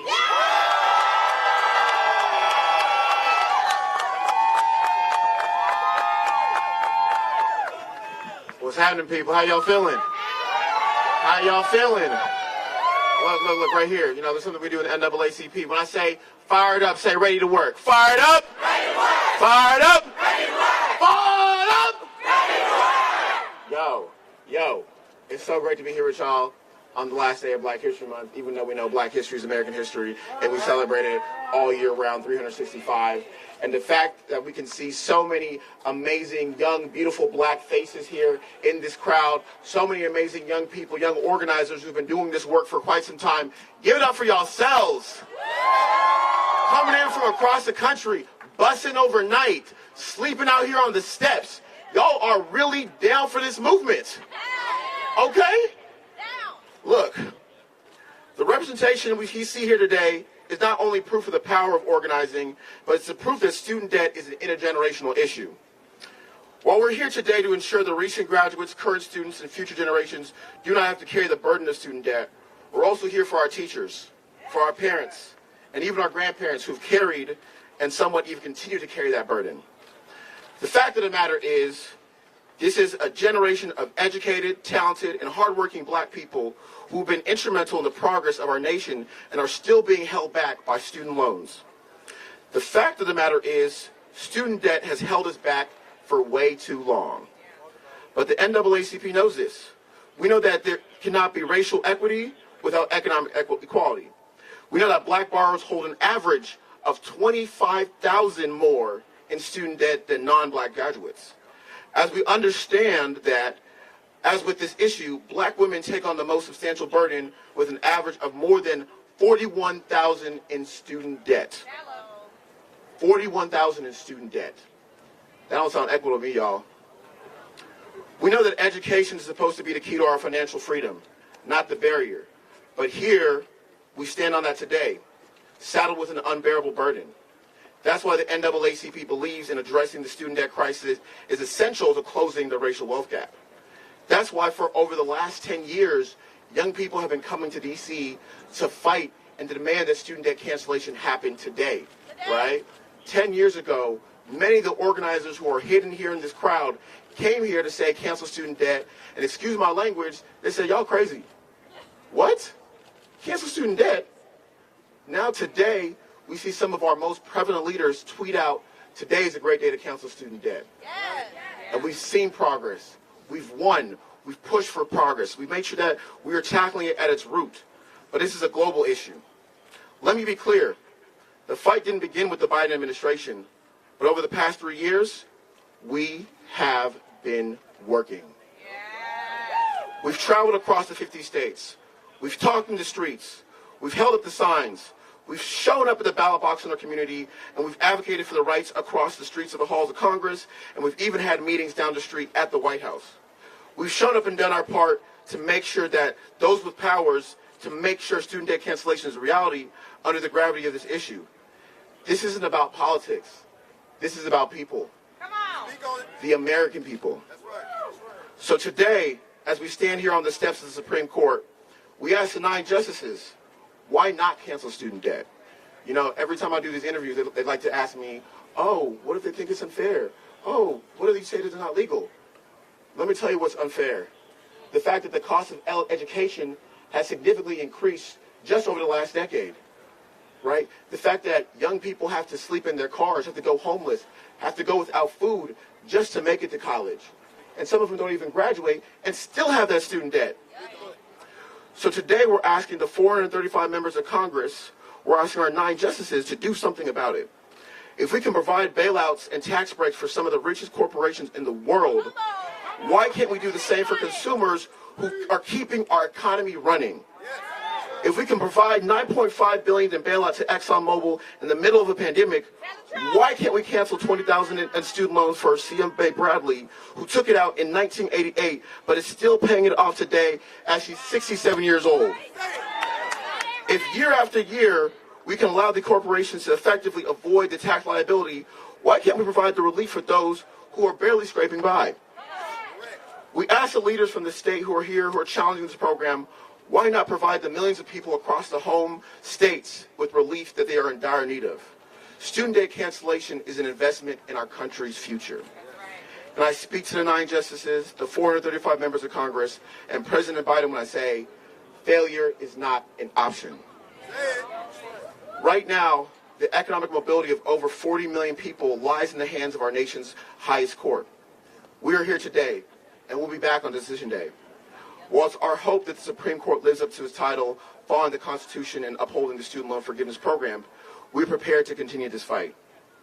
While it's our hope that we will not have to look for alternative solutions, we're prepared to continue holding President Biden and his administration accountable to the promises they made on the campaign trail 3 years ago, okay? If the Supreme Court fails to meet the needs of the American people standing here today, and those who couldn't make it today, but are with us in this fight, we're looking to President Biden to double down on his promises and commit to do whatever it takes for millions of voters who made it possible for him to sit in the Oval Office. Because it's not over until it's over.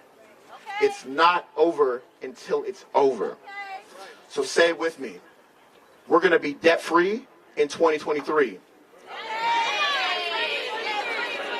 We're going to be debt-free in 2023. We're going to be debt-free in 2023. We're going to be debt-free in 2023. Ashe? Thank you so much.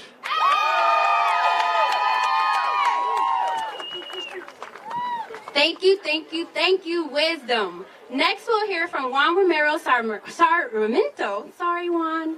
Juan is a first-generation college student from a mixed-status family. He deeply believes the promise of higher education is increasingly out of reach for working and middle-class Americans, and cancellation is a step toward ensuring individuals can reach their full potential, particularly in light of the economic impact of the pandemic. Let's give it up for one of my favorite colleagues, JRS. Buenos días. Es un placer estar aquí con todos ustedes.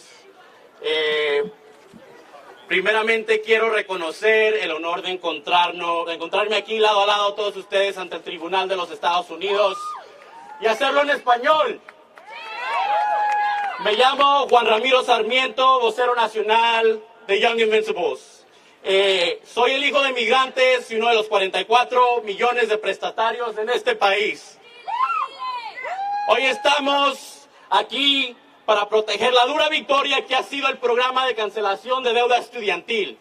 Una victoria que no hubiese sido posible si no hubiese por los miles de jóvenes y prestatarios activistas que alzaron sus voces en un clamor inescapable, urgiéndole al presidente tomar acción. Por demasiado tiempo la crisis de la deuda estudiantil ha exacerbado desigualdad racial y económica. La pandemia solo ha empeorado estas injusticias y la cancelación es aún más necesaria para millones de prestatarios. Los hechos del caso no mienten. El alivio de la deuda promulgada por el presidente es equitativa, legal y la única respuesta a una crisis que monta más de 1.5 trillones de dólares. Pretender que el programa de cancelación le beneficiará a los ricos es una falacia. Es cruel jugar política con el futuro económico de millones de prestatarios. Por definición, los estudiantes que están ensillados con deuda estudiantil son los que no tuvieron los recursos para pagar sus propios bolsillos. Casi la mitad de los estudiantes y los prestatarios del PEL son de primera generación. Siempre nos dicen que la educación es la llave al avance económico y social, y al mismo tiempo nos niegan el más mínimo de alivio de deuda mientras le perdonan cientos de miles a los beneficiarios del PPP. I know you understood that, PPP. Nos dicen alivio para los ricos y batalla para el pueblo. Nosotros, el pueblo. Esto va más allá que una demanda legal. Esto se trata de una promesa no cumplida, de respaldar la educación libre de deuda. Hoy en día, una educación universitaria es casi inalcanzable. Y para la clase media y la clase obrera de este país. Y aún así tienen el descaro de torcer la realidad y decir que este es un beneficio a los ricos. Esperamos que el Tribunal Supremo pueda ver la farsa que estas demandas son y tome la decisión correcta, la decisión equitativa, la decisión justa. Porque en una nación rica, el recurso alcanza para todos. Y si es que somos suficientemente audaces de demandar una sociedad equitativa y justa. Muchas gracias.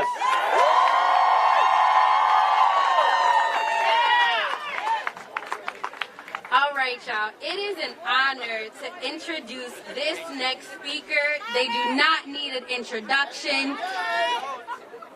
They do not. Okay, all right. Let me hurry up off stage. I am honored to introduce our next speaker, Senator Bernie Sanders.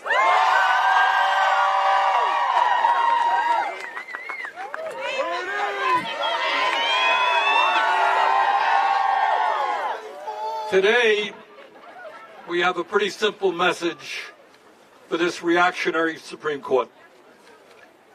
And that is, if this court can pass a decision like Citizens United, which allows billionaires to buy our political process, today they can do the right thing and stand up for the young people of this country and cancel student debt.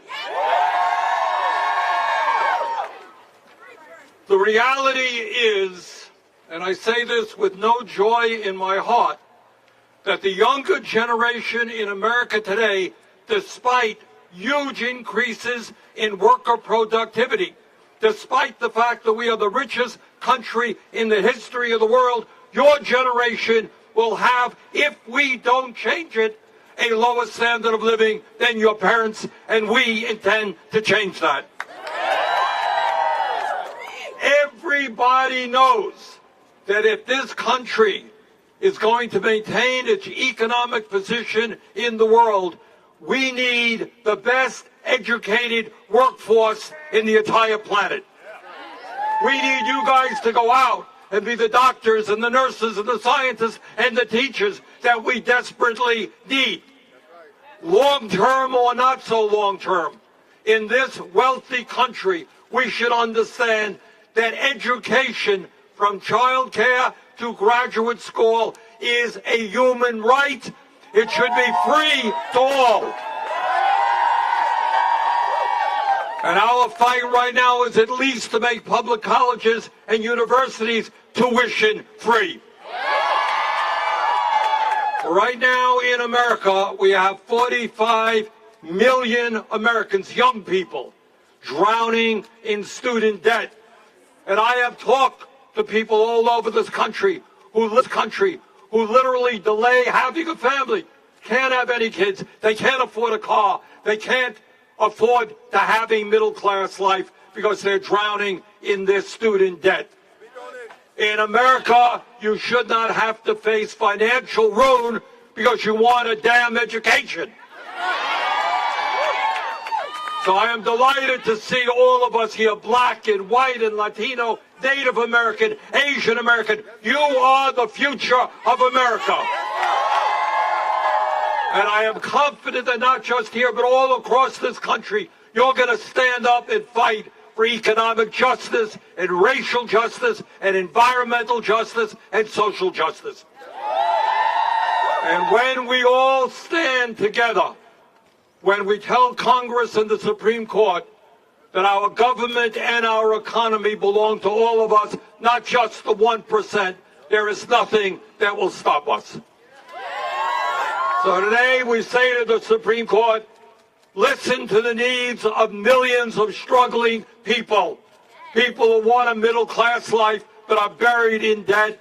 Do the right thing. Support Biden's proposal. Cancel student debt. Thank you all very much.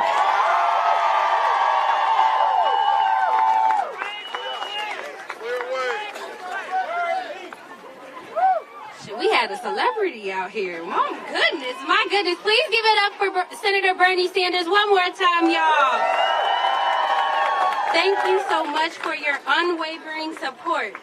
Next, I have the opportunity to introduce our next speaker, Mayor Quentin Lucas, who is joining us all the way from Kansas City, Missouri. Can we give it up for the mayor?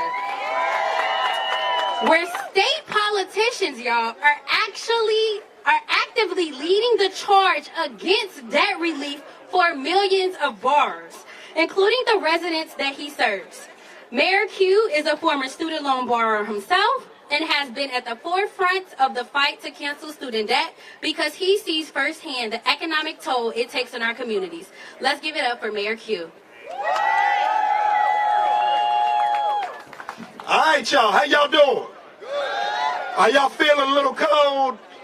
But we gonna warm up each other. I'm gonna steal from my brother. Fired up! Fired up! So let me tell y'all why you got this mayor from Middle America here. Any of y'all from the Midwest, by the way. All right, I got my Midwest people. Because you know what?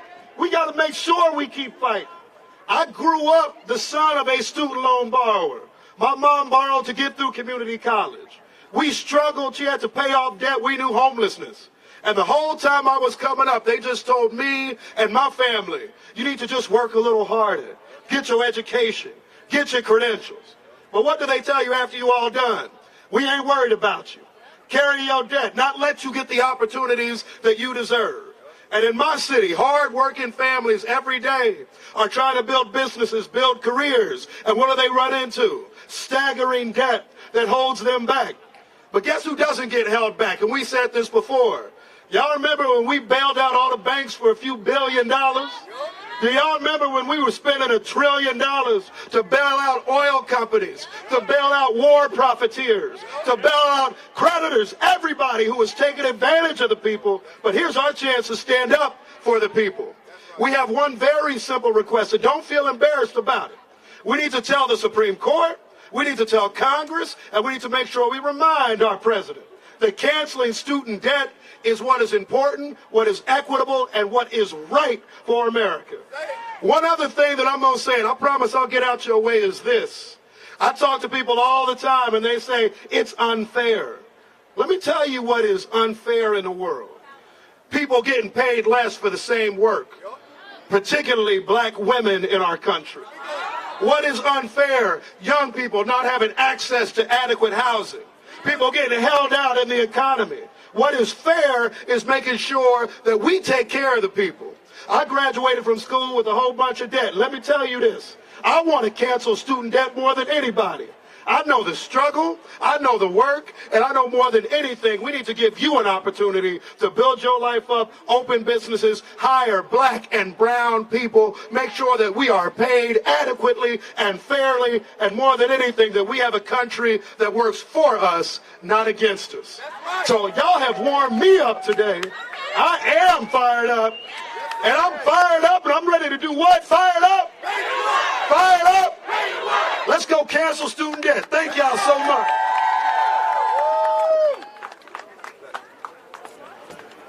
Can we give it up for Mayor Q one more time, y'all? One more time. So y'all, this event so big, we have to move things around, but there's no problem. That's no problem. Next, I have the honor to introduce Congresswoman Pramila Jayapal. She was elected to represent Washington's 7th District in 2016, where she became the first South Asian American woman elected to the House. Representative Jayapal is chair of the Congressional Progressive Caucus and has helped move the needle and pull Congress forward on the issues of student debt and college affordability, in part by introducing the College for All Act. Please give it up for Representative Jayapal.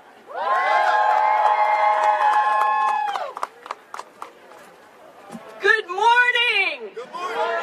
Thank you all so much for being here. Are we ready to have this debt canceled the way that President Biden and the movement said it would be? We are not going to let the Supreme Court stand in the way. And let me tell you something. I'm an organizer for immigrant social economic justice for 20 years before coming to Congress. And what I know is that our fight doesn't end because the Supreme Court says one thing or another. Now, we think we have the best arguments possible, and you're going to hear a lot of numbers today.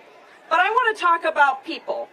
Everyday, working, poor people whose financial fates are being argued today. We are fighting for those in dire need. 90% of borrowers earn less than $75,000 a year. We are fighting for people who are building better lives, being able to start businesses, even have their own families. We are fighting for the young, for senior citizens, and everyone in between, because this crisis is so massive that seniors are entering retirement with student debt. We are fighting for Blue America, Red America, and Purple America. Did you know that 12 million borrowers live in districts represented by Republicans who have filed the amicus brief against this case? What do you say to that? Shame on them. Shame on them. They say, let this student debt crisis cripple people. We say, not on our watch. That's right. This is about freedom. It's about economic justice. It's about racial justice. 90% of black students and 72% of Latino students are in debt. Not because they deserve to be in debt, but because their wages are lower, because they don't have the same opportunities, because we have institutionalized racism in our systems that prevent people from earning what they need to earn. And they are more likely than their white classmates to still have that debt 12 years later. Now, if the court strikes down canceling debt for Pell Grant recipients, they are upholding the racial justice wealth gap that is tearing this country apart. That's going to be the legacy of this Supreme Court. And that's why I'm honored to chair the Congressional Progressive Caucus. We have 103 members. It was founded originally 20 years ago by Senator Bernie Sanders. And now we have 103 members. That's almost 50% of the Democratic caucus. We have made this our priority with you. And I am so grateful to this diverse, amazing coalition of groups that has come together to make sure that we cancel student debt. And when you feel uncertain about the future, when you wonder if what you have done, what you've been fighting for, what you've been organizing for is making a difference, let me tell you that 5 years ago, this wasn't even on the main stage. There was no chance that we would have a president that was going to cancel student debt. But it is because of you, the movement outside Congress and inside Congress, that we have been able to get to a point where President Biden understood the need to cancel student debt and move forward this executive order that would help tens of millions of people. Now, we're not done yet,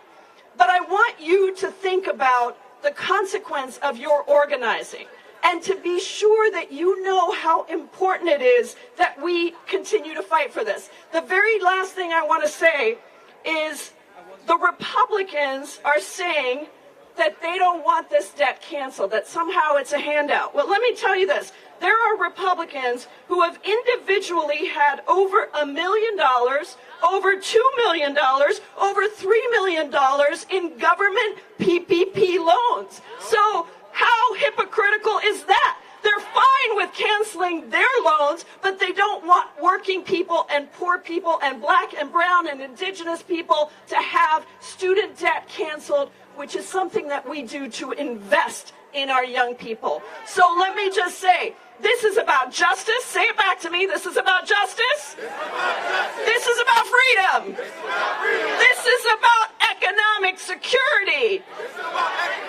This is about our future. Let's cancel this student debt. Let's keep the movement going, and let's bring justice to everyone. Thank you all so much.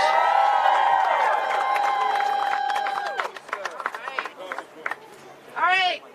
Student debt cancellation is legal. Student debt cancellation is legal. Say it with me. Student debt cancellation is legal. All right, I'm Natalia Abrams. I'm the president at Student Debt Crisis Center. It is our goal to uplift borrower voices, your voices, to make sure that we once and for all end the student debt crisis. And I want to thank all the groups here, especially my wonderful team that's behind me, NAACP, Young Invincibles, Student Borrower Protection Center. It's amazing to see you all here. And just to get into legal, beyond legal, it is moral. It is just. It is the right thing to do. And at Student Debt Crisis Center, when we started over 10 years ago, we asked you to share your story. And thousands of you shared your story. And I can remember being in a hotel room in New York in 2011, just reading the countless stories that were heartbreaking and gut-wrenching. And I knew that I had to dedicate my life to this. And I just want to say that, we knew this was the moral thing, and we had to fix this broken system and cancel that damn debt. And for years, advocates and borrowers have been demanding that people with student debt get a seat at the table. And millions of you have spoken up. You've signed petitions, you've shared stories, you've attended town halls. You have gotten loud and made sure your voice has been heard. And it's because of you that we are all here to fight for student debt cancellation. And let's fast forward to last August 2022, the year that the President of the United States canceled student debt. The year that borrowers finally got to see their government fight for them.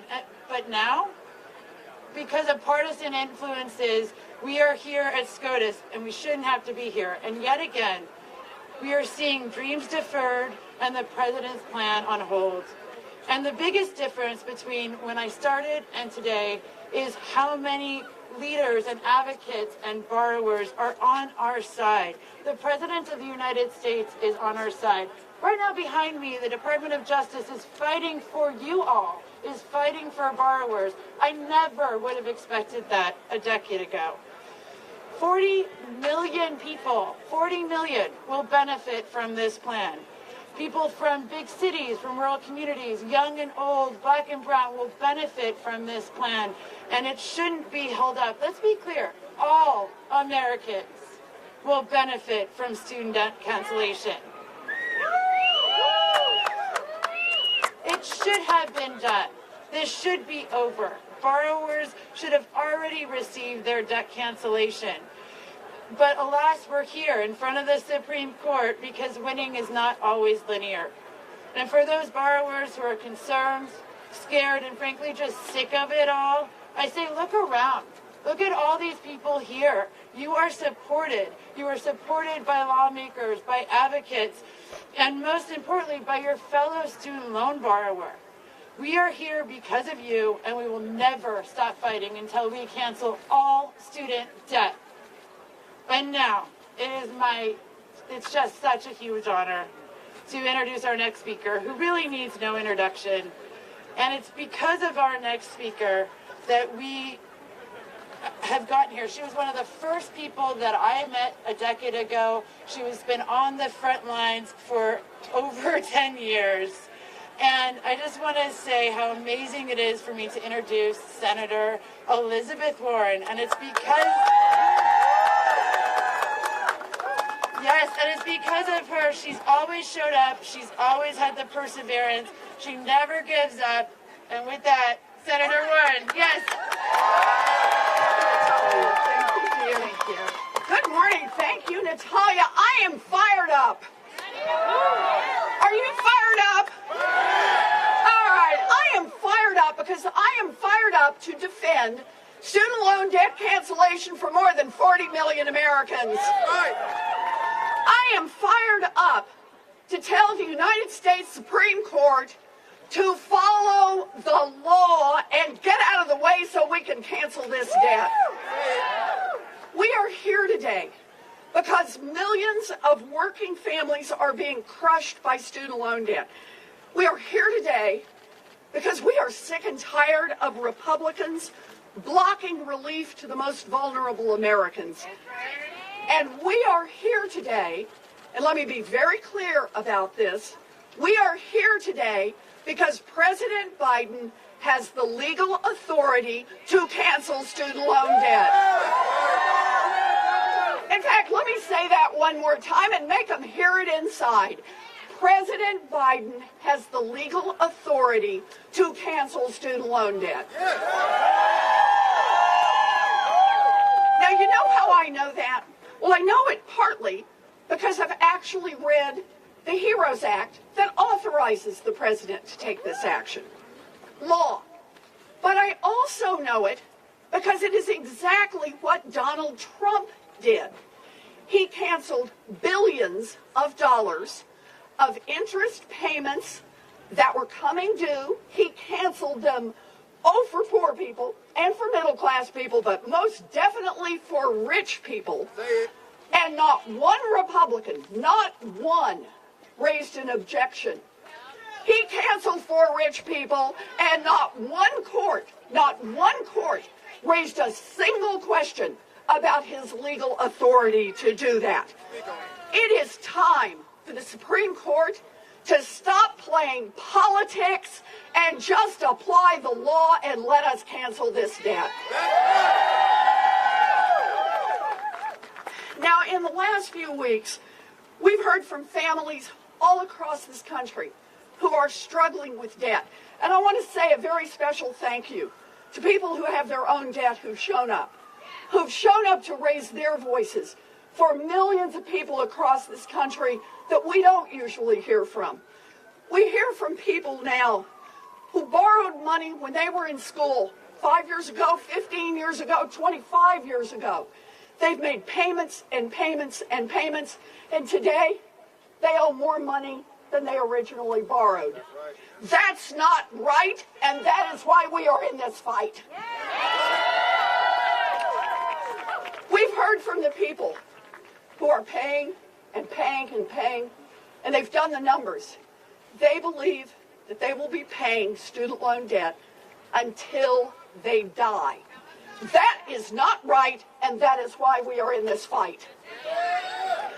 And we are hearing from people who were not born rich, but whose big sin was to try to get an education. It is not right to deny people education because they were not born into rich families, and that is why we are in this fight. We will fight back. We will help these people. President Biden has issued the order. We just need the Republicans and the Supreme Court to stop playing politics with people's lives so that debt cancellation can go through. If the Supreme Court follows the law instead of playing politics, then student loan debt will be canceled. We have come a long way, and I am grateful to all of you for your hard work getting us to this point. Without you, the idea of debt cancellation would have died a long, long time ago. But you, every one of you, you fought for what is right. So I'm here with one big ask, and that is no matter what happens, stay in this fight. That's right. This is a righteous fight, and we cannot let a Supreme Court that is an extremist court take away the opportunity for millions of Americans to have a little racial justice, a little economic justice, a little opportunity to build more secure futures going forward. It is an honor to fight alongside all of you in this fight, and I am in it all the way. Thank you all. Thank you. Thank you.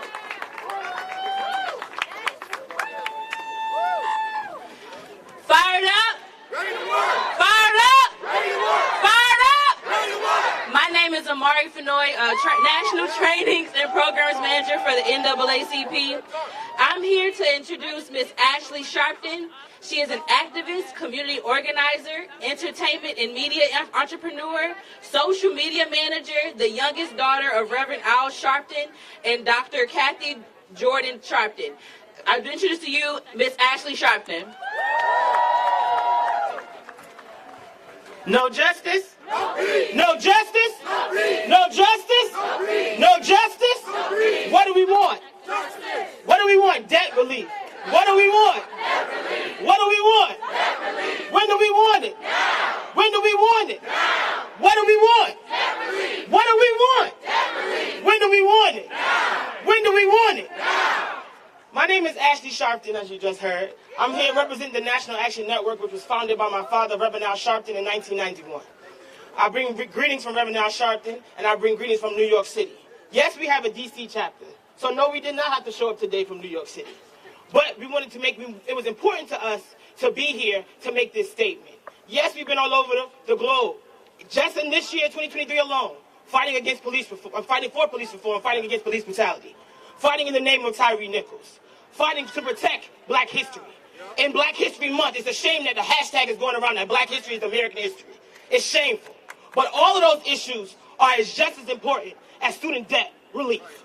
That's why it's important for us to be there today. And when our young people, which I represent, I founded National Action Network Youth Huddle 9 years ago. And our young people were the ones who brought this rally to my attention. So I want to salute Young Invincibles for your leadership. I want to salute NAACP for your leadership. And I want to salute everybody out here that's in coalition for your leadership. We are the ones that we've been waiting for. Yesterday, I stood at the White House with President Biden, who's part of the reason why we're here today, and I want to salute him for making this step. But we need to put more pressure on everybody. This is important, and I'm not going to take up too much time because I want the students that this will be impacting, the students that this impacts every day, to speak for themselves. We don't believe in speaking for young people at the National Action Network. Young people speak for themselves. So I want to introduce Usman Diallo of SUNY Albany, who is our National Youth and College Field Director, and Jalen Davis from Howard University, who will share remarks about our fight.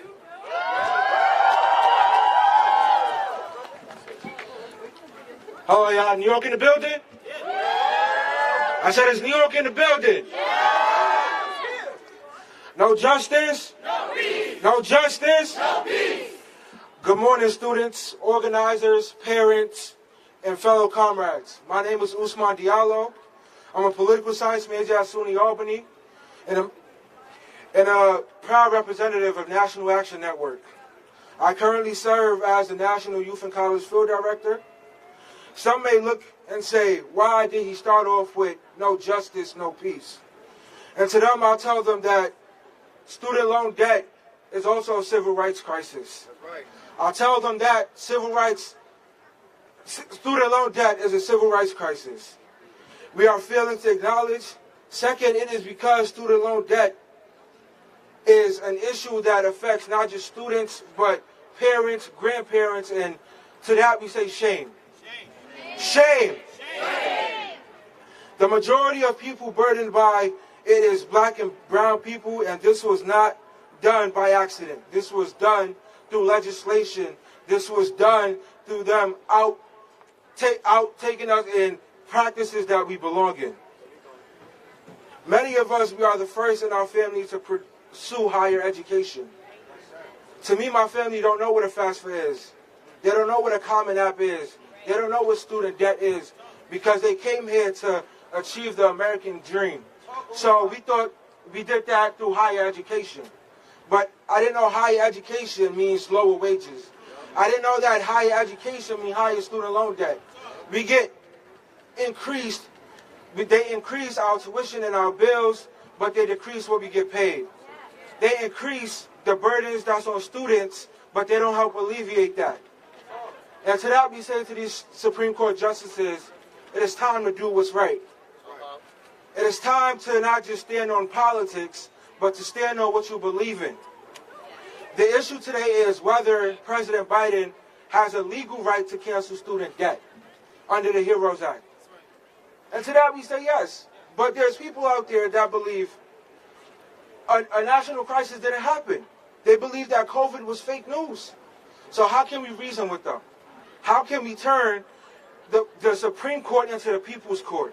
Because for far too long now, it seemed like we are not moving in the right direction. And to see so many young people here, I want to acknowledge y'all, and I want y'all to give yourselves a round of applause. No justice? No peace.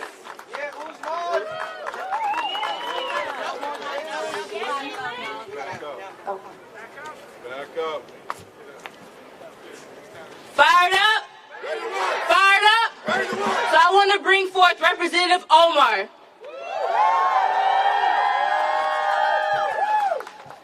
Oh, good morning, everyone. How y'all feeling? So the question today is, does the President of the United States have the power, the legal right to cancel student debt? To that we say, yes. Is it just for student debt to be canceled for the millions of people that are shackled with student debt? Is it just for us to look at the problem of student debt through a racial justice lens? Is it just for us to look at the student debt crisis as an economic problem in this country? In 2016, I ran for office on the promise of fighting to cancel student debt. Too many people told me I was naive, that it wasn't politically viable, that there was never going to be a day where people will come around to the idea of freeing millions of people from the shackles of student debt. I knew then that it was the right cause to fight for. And millions of people across this country have now come to the realization that yes, it was the right cause to fight for. Millions of young people showed up in 2020 election to say, yes, we want student debt cancellation. All of you rallied around this country to try to make sure our president, who at the time was hesitant, would finally realize that this was not just a politically viable thing, but it was the right thing to do. That's right. And after we got the president to sign the executive order canceling student debt, bringing hope and promise to millions of people who have been begging, marching, what did the Republicans do? What they always do is snatch hope from the American people. And so now they want this radicalized extremist Supreme Court to take away the hope that the President of the United States has given those of us who have been rallying for this cause. Regardless of what happens today, we are not going to stop. We are not going to rest until every single person who has student debt is freed from that and is able to have opportunity in this country. So thank you so much for being here. Thank you for being in this fight. It is an honor to stand alongside you all.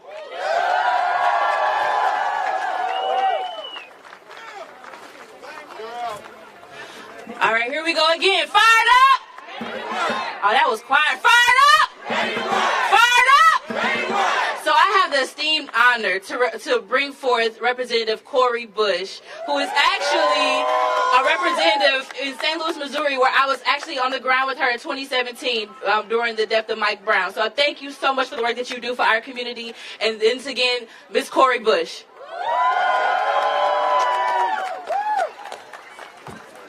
Hey, hey. So I'm out here with my activist family, huh? So let me first start by saying thank you to every single person who is out here joining us today and this for this historic gathering on the steps of the U.S. Supreme Court. But let me shout out those who slept out here last night on these steps. I know a little something about sleeping on the steps of federal buildings. So let me shout you out, because you didn't have to stay out here to show that this is something that each and every person needs, and you're willing to put your bodies on the line to bring it about. You're willing to step up and speak out for somebody that you don't even know. So thank you. We're standing here today, and I'm standing here today to represent the over 40 million borrowers, including 144,000 in my own district, Missouri's 1st district, who need that student debt relief now. The people of our country have been promised this life-saving change, this life-changing debt relief. Our president is attempting to deliver that. He's attempting to deliver on the promises that he made, and he can't do it alone. That's why we're here. That's why you're here. That's why you traveled from far and wide to make sure that people know that we won't stop this fight, and they can't silence us. They can't shut us up. They don't even know how to shut us up, because we stand strong. We know how to fight. The fight is in every single one of us, and so that's why we're here. The thing is this. The Supreme Court has this obligation, and it's an obligation to affirm the president's executive authority to cancel this student debt. And so it's not just a wish and a promise. It's not just something that we're asking for. It's not us just throwing pebbles at the sand, at the water, just hoping that something happens. This is an obligation that they have. These oral arguments that started today, yeah, they just begun, but we see how these Republican AGs, how they built this case on this foundation, but y'all, it's nothing but smoke and mirrors. That's right. So, you know, I'm from the Show Me State. I'm from Missouri. Shout out St. Louis, like we heard. Shout out St. Louis. And here's what I know for certain.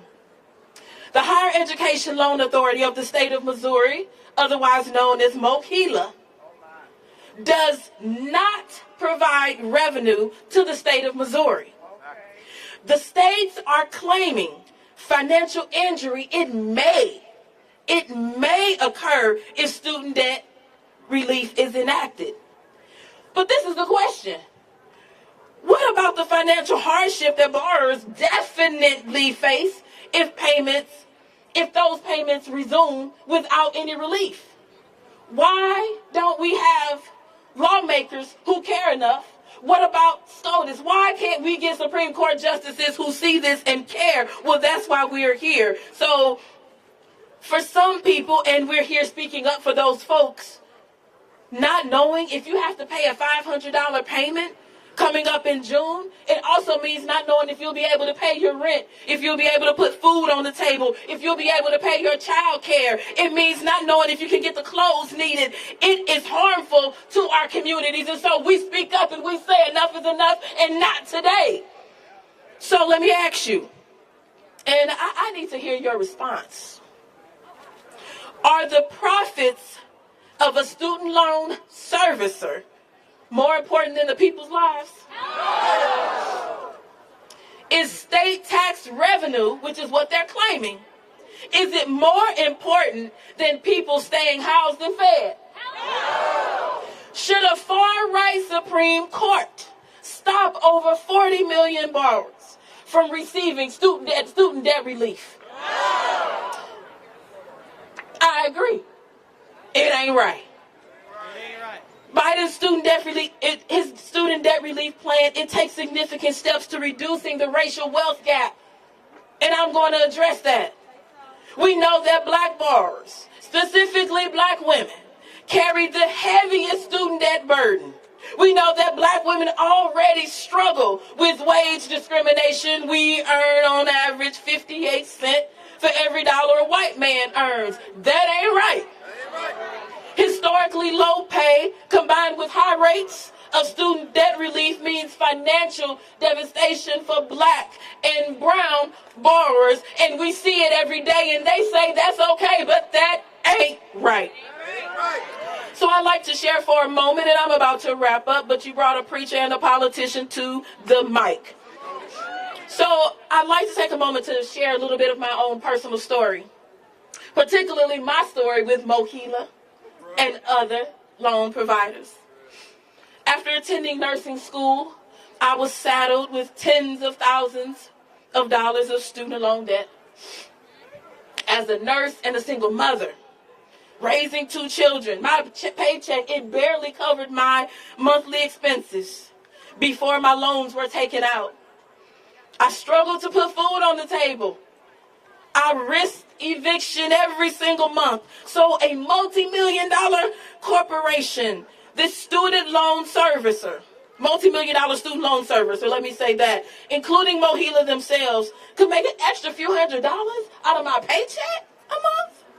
So when I defaulted on my loans, because my expenses were higher than my wages, my income taxes were garnished. For several years, I was left to raise my 2 babies without receiving the tax benefits needed to help keep them clothed and fed and housed. No one, not anyone, say no one. No one should have to have their wages or their taxes garnished because they pursued a higher education. You shouldn't have to choose between student debt or investing in your future. You shouldn't have to choose between student debt or furthering your education. You shouldn't have to choose between student debt or going to school at all. The president has the legal authority to cancel student debt. We demand that debt relief, and we demand it now. The Supreme Court must see through, you gotta see through the falsehoods and look at the facts. Look outside. Look at our faces. Hear our cries. We, on behalf of the over 40 million plus federal student loan borrowers, we demand the Supreme Court uphold the law. Say, uphold the law. Uphold the law. Supreme Court, uphold the law. Uphold the law. And not the fabrications of the far right. We know that $1.7 trillion debt crisis, this crisis, it won't solve itself. But we, the borrowers, we, the advocates, we, the policymakers, we, the organizers, we, the activists, we, the regular everyday folks of this country, we are united and we are ready to push and push and push and push until we get that delivered and get it delivered now. Thank you.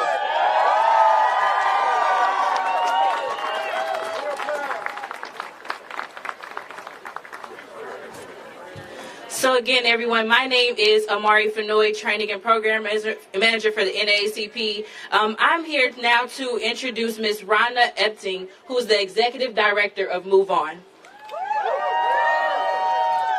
Hello. Let me hear it. Hello. Why are we out here? We've been out here for over 10 years, people. We've been campaigning to cancel student debt. Are you with me?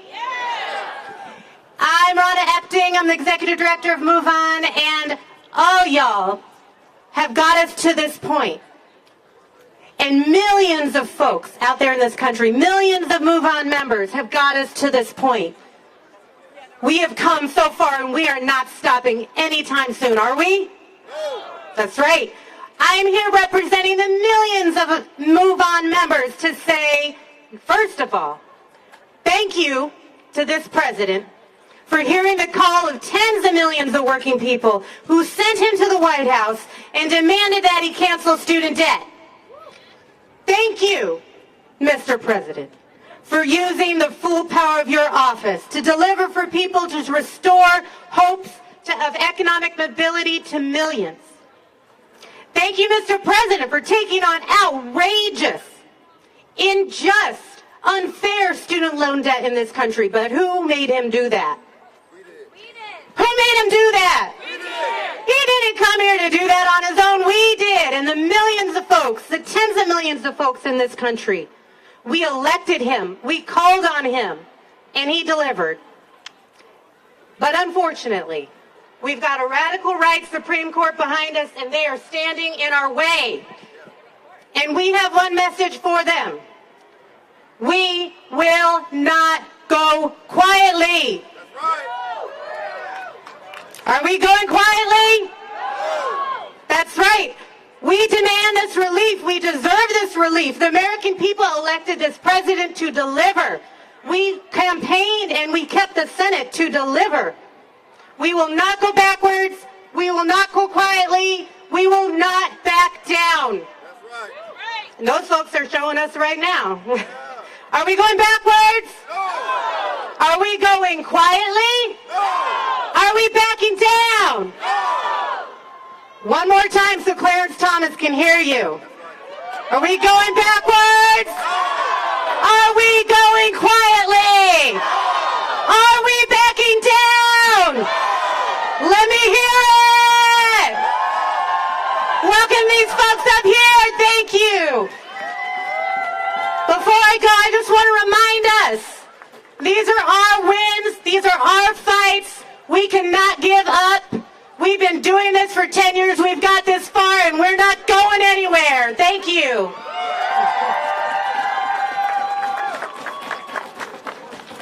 Fired up! Fired up! Fired up! So the whole reason we're here is to cancel student debt. So I have the honor of introducing Kiera Palmer. Like most of you, our next speaker is Kiera Palmer, a student loan borrower with over $50,000 in student debt for her master's degree. Kiera understands and empathizes and supports the many Americans rushed by the weight of this debt and stands with all of us as we demand the promised cancellation. Let's have a warm welcome for Kiera. Doing well, thank you. All right. Let's do this. It's unconstitutional. It's an abusive use of the executive pen. It's illegal. That is what our opponents tell us about student debt cancellation. But what did they not tell us? It's a lifeline for many Americans on a financial deathbed. It increases wealth and the ability to include major milestones for all of us. It allows advancement for people of color and equity for those of gender disparities. It provides relief for borrowers of all age groups. And lastly, say it with me, it is legal. It is legal. Good morning, trailblazers. Good morning, supporters. Good morning, waymakers of debt cancellation. First of all, thank you for your support, for your work and your efforts. My name is Kiera Palmer, and I am a student loan borrower. I have $53,000 in student loans for a master's degree. But I'm also the proud daughter of Kimberly, a single mom, a first-generation college student, and a student loan borrower as well, with more than $100,000 in loans. Let's take a look at my journey, but before I can do that, I have to look at my mom's journey with student loans. As a single mom, an educator, and a first-generation college student, my mom risked it all to get a better life through education. While student loans have their cons, it had an upside for both of us. My mom took out loans to fund her degrees in education and to fund our lives as she pursued unpaid student internships. These loans put food on the table, they paid the mortgage, and they put me through grade school. Fast forward to 15 years later, my student loans helped me pursue a career that I love. It helped me build a future. But of course, it was at a cost. That cost comes with high interest. It comes with a cost of our own freedom of being debt-free. It comes at a cost of not having a home or building a family. Looking at my mom as she nears retirement, she must think about how she's going to pay her student loans as she should be enjoying the years that she shouldn't be working. But I also have to think about how can I help her, but also pay my student loans down. But thanks to the student payment pause, we envisioned and pursued a life debt-free without college debt. During that time, we paid off credit cards, we paid off some student loans, we even paid off our car. I was even fortunate enough to save and buy a house. Thank you. But imagine what student debt cancellation would do for those in much dire situations, like my mom, or families with young children, or students or college graduates who are still dealing with the aftermath of the COVID-19 pandemic. The Supreme Court's decision is an impactful one. It's a decision that will not only affect me, but you, generations. It'll affect marginalized communities. It'll affect the economy for years to come. Without student loan debt, borrowers could save, plan for retirement, they can build a financial future, they can focus on their health, start a family, buy a home, or what? Pursue the American dream. Because of debt cancellation, Americans will not only just survive, they will thrive. Thank you.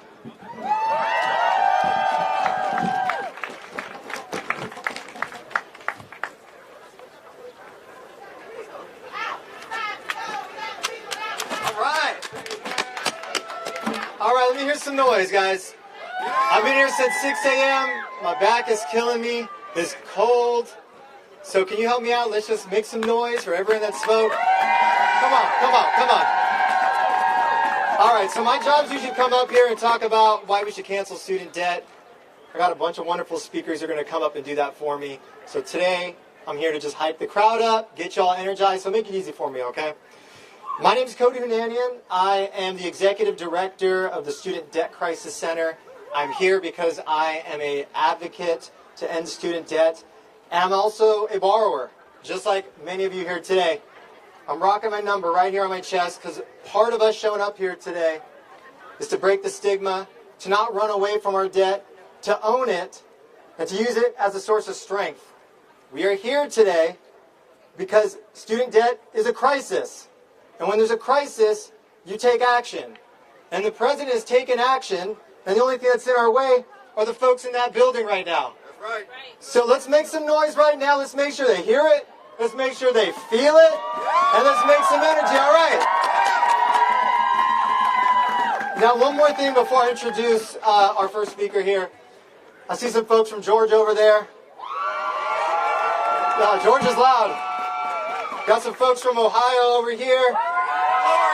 There are people from all over the country here today. That is incredible, and I'm just so grateful for everybody. So one more time, let's make some noise, and then I'm going to introduce our speakers here. All right, so first up, it's my great privilege and honor to introduce some folks that are impacted by this crisis and that are ready to share their story, and others that are advocates and fighting alongside us. First up, we've got Ashley Green.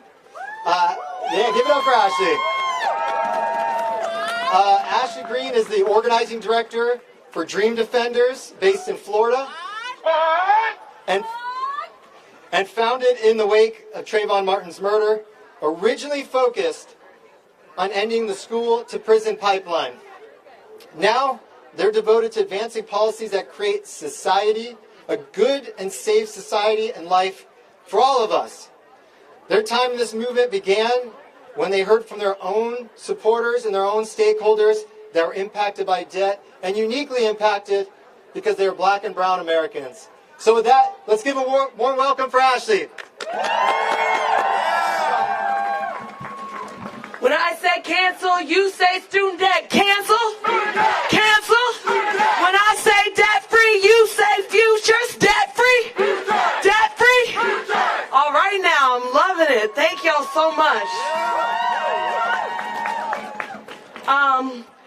Hi everybody. My name is Ashley Green, and I come to you today both as a dream defender, but also as somebody who has spent the last decade of their life drowning in a cycle of default, wage garnishment, and housing crisis because I went to get an education.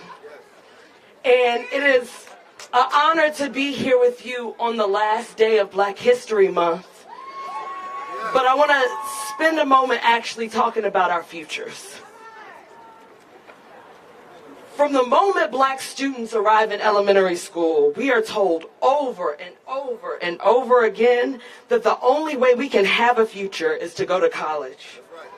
And we are fed this narrative so much without realizing that no matter how hard we work, the overwhelming majority of us will have to attend through student loans because college is too damn high to begin with. And that's the trap is set, the same kind of trap that Black sharecroppers got stuck in 100 years ago when they were trying to advance their lives just by tending to the land.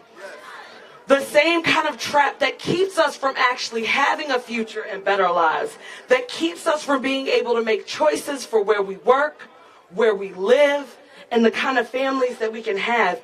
And like people have already said, that ain't right. Black borrowers on average owe more than $25,000 than their white counterparts, are shackled with higher interest rates and higher overall payments, with Black women holding the highest burden of repayment.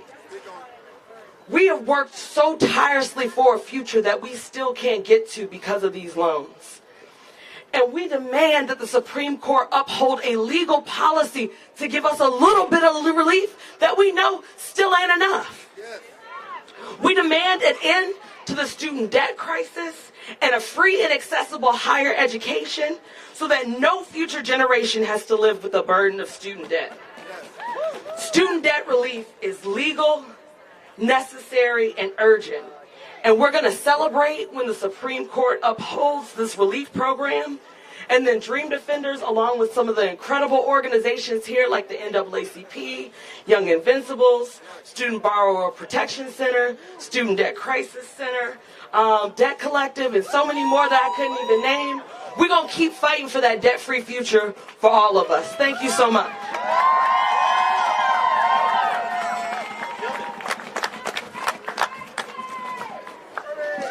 All right. Thank you so much, Ashley. When people share their student debt story, they can actually make a difference. Take a look around. This is the result of that. Sharing stories, taking action. So appreciative. All right. It's my honor to introduce the next guest. We have Chavis Jones, who is the Associate Counsel for the Educational Opportunity Project at the Lawyers Committee for Civil Rights under Law. He's part of a group of folks who spearheaded an amicus brief supporting President Biden's student debt relief plan, saying it's legal, it's lawful, and it's urgently needed. It's really important. This is a crisis. So it's my pleasure. Chavis Jones, join us. Let's do it.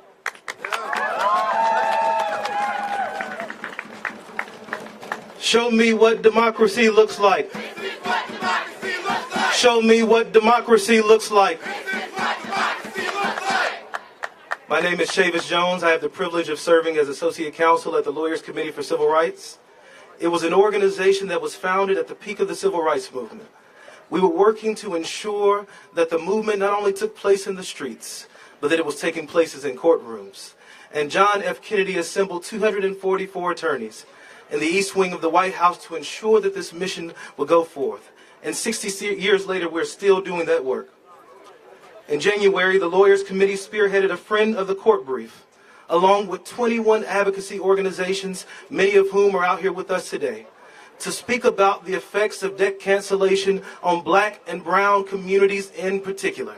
For we know that they bore the burden of this debt disproportionately in our nation.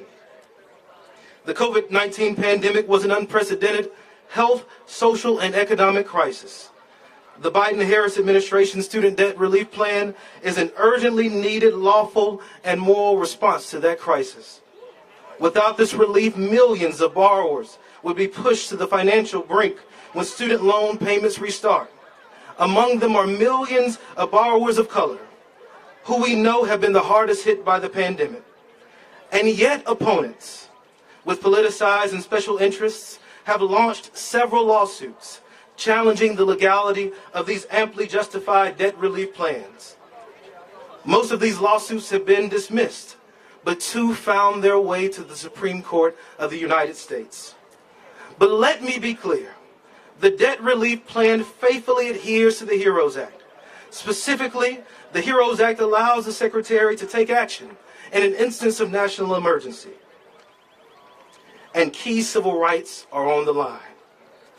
Speaking on civil rights, just a few short steps away from here, almost exactly 60 years ago, in a spot not too far from here, a young Martin Luther King Jr. would rise in front of tens of thousands of individuals gathered on the National Mall for the March on Washington. And he would speak these timeless words: brothers and sisters, in a sense, we've come to our nation's capital to cash a check. When the architects of our republic wrote the magnificent words of the Constitution and the Declaration of Independence, they were signing a promissory note to which every single American is to fall heir. This note was a promise that all men, yes, black men and white men, black women and white women, would be guaranteed these unalienable rights of life, liberty, and the pursuit of happiness. It is obvious today that America has defaulted on that promissory note. Insofar as our citizens of color are concerned, instead of honoring that sacred obligation, America has given the Negro people a bad check. A check which has come back marked insufficient funds. Today and in the months to follow, this court has the opportunity to affirm a small deposit into that account. A small deposit that will move millions of black and brown families from a negative to a positive net worth. A small deposit that will provide relief to over 40 million lower income families. A small deposit that will lead to over 50% of Latinx borrowers and 1 in 4 black borrowers having their debt completely eliminated. This is just a small deposit, but it will affect millions who are experiencing life-altering debt, who could now experience life-altering cancellation. Later in that same speech, MLK will go on to say, there are those who are asking the devotees of civil rights, when will you be satisfied? He would say, we can never be satisfied as long as the Negro is the victim of unspeakable horrors of police brutality. We can never be satisfied as long as our bodies, heavy with the fatigue of travel, cannot gain lodging in the motels and hotels of this country. We cannot be satisfied as long as the Negro's basic mobility is from a smaller ghetto to a larger one. We can never be satisfied as long as our children are stripped of their selfhood and robbed of their dignity. And there are those who would ask those of us assembled today, when will you be satisfied? Will you be satisfied if this court upholds the student debt cancellation plan? No. Will you be satisfied if even $10,000 is canceled? No. Will you be satisfied if the full $20,000 is canceled for those with Pell loans? No.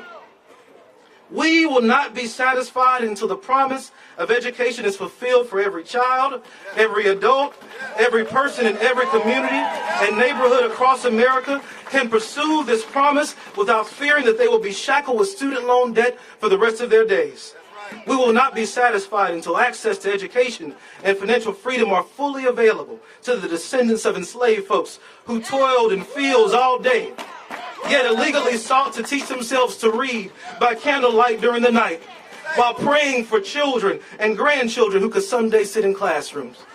We will not be satisfied until the promise of education is widened to the children and grandchildren of those who traveled for days, weeks, and months to reach our southern borders, while holding on to the dream and idea of an America in which access to opportunity was open to all. We will never be satisfied as long as there are attempts to erase the history of marginalized folks in this country by banning critical race theory, African American studies, and narratives that tell the honest truth about our nation. We will never be satisfied until America lives up to its promise, until debt-financed education is no more, and access to education is available to every citizen who wishes to pursue it. We will never be satisfied, irrespective of the outcome of today, and until education is available for all of our tomorrows. We are not satisfied, and we will not be. Thank you.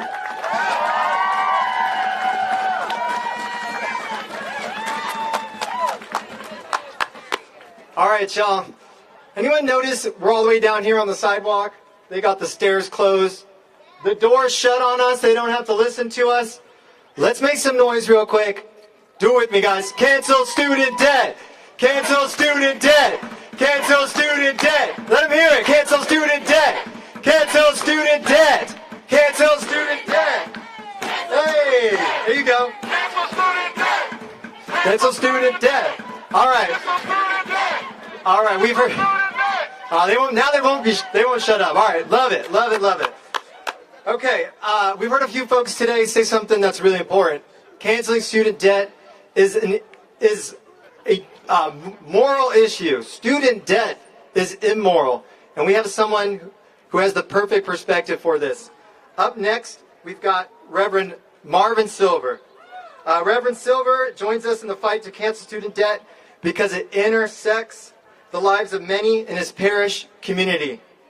As a faith leader, he meets thousands of people impacted by this crisis and the burden of student debt daily.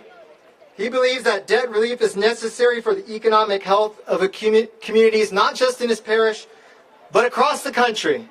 So let's give him some noise. Welcome, Reverend Silver.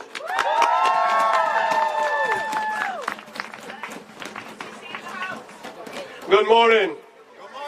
My name is Reverend Marvin Silver. I'm a minister with the United Church of Christ, here representing thousands of local churches across this country and tens and hundreds of thousands of members across this country. I stand before you here today as one who's committed my life to public service and the cause of justice for all of God's people. I'm standing here today to fight with the more than 44 millions of student loan borrowers with more than 1.6 trillion in student loan debt. I stand here today to demand with you that this Supreme Court uphold the legality of President Biden's student debt cancellation plan, and to bring the justice and the joy that is deserving to those who are trapped in crippling debt across this nation. This court must and it should base its decision not on politics, not on partisan loyalty, but on what is legal and what is morally necessary to forgive and to release millions from the shackles of student loan debt, and to prevent the next generation from entering into this life-devastating reality. As a father of 3 young children, I pray each and every day that this nightmare will someday no longer exist, and that someday can be very, very soon. The failure to uphold the President's student cancellation plan will continue to serve as a life sentence of financial instability and poverty, preventing so many from living their life's dreams and securing the promise of a college education. Access to higher education, as we all know, is an essential component of a just society, and access to it is hindered when the burden of debt limits the ability of people and communities to thrive. A college education in our time, this is what is the problem, is no longer a pathway to economic mobility and prosperity, but it is a pathway toward a cycle of endless debt from generation to generation. We in the Christian church, we say a prayer. We call it the Lord's Prayer, that Jesus taught his disciples.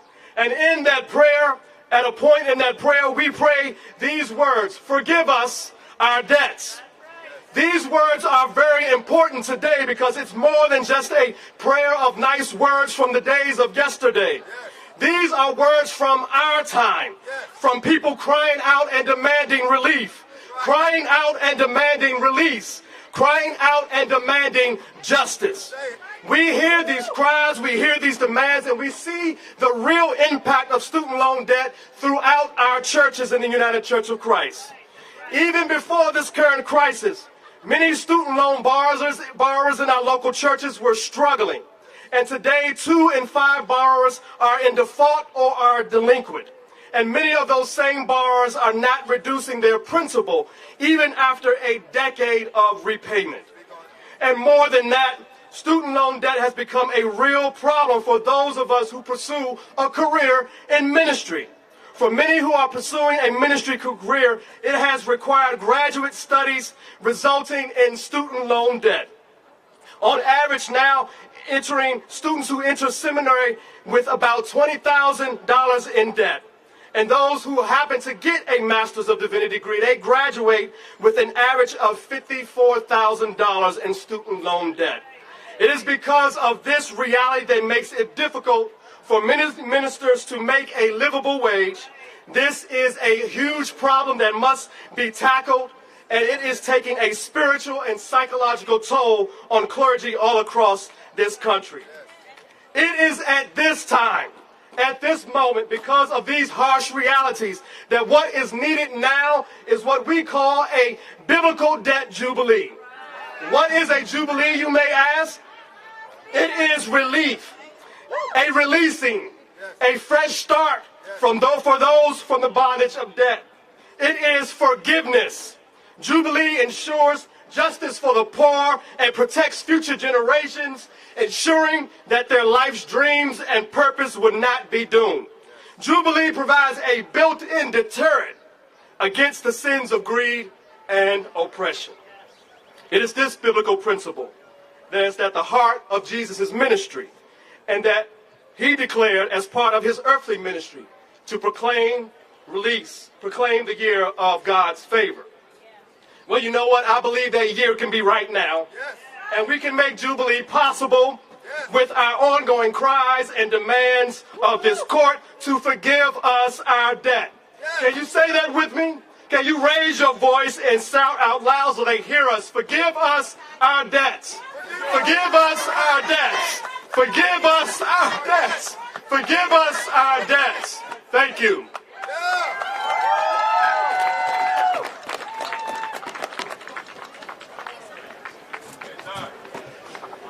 All right, that was really powerful. Let's give it up one more time for the Reverend.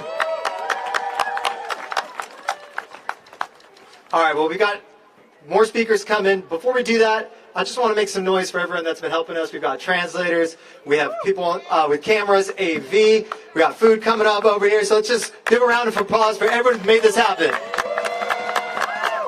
Thank you, everybody.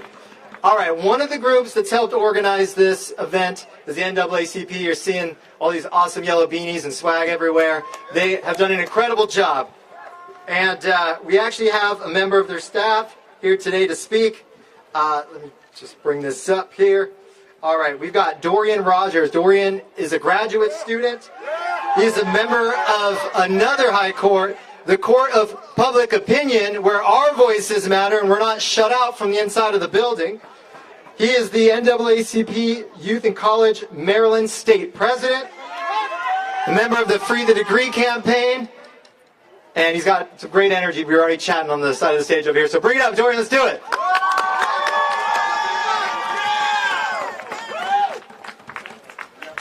Good morning. Let's try that one more time. Good morning. That's better.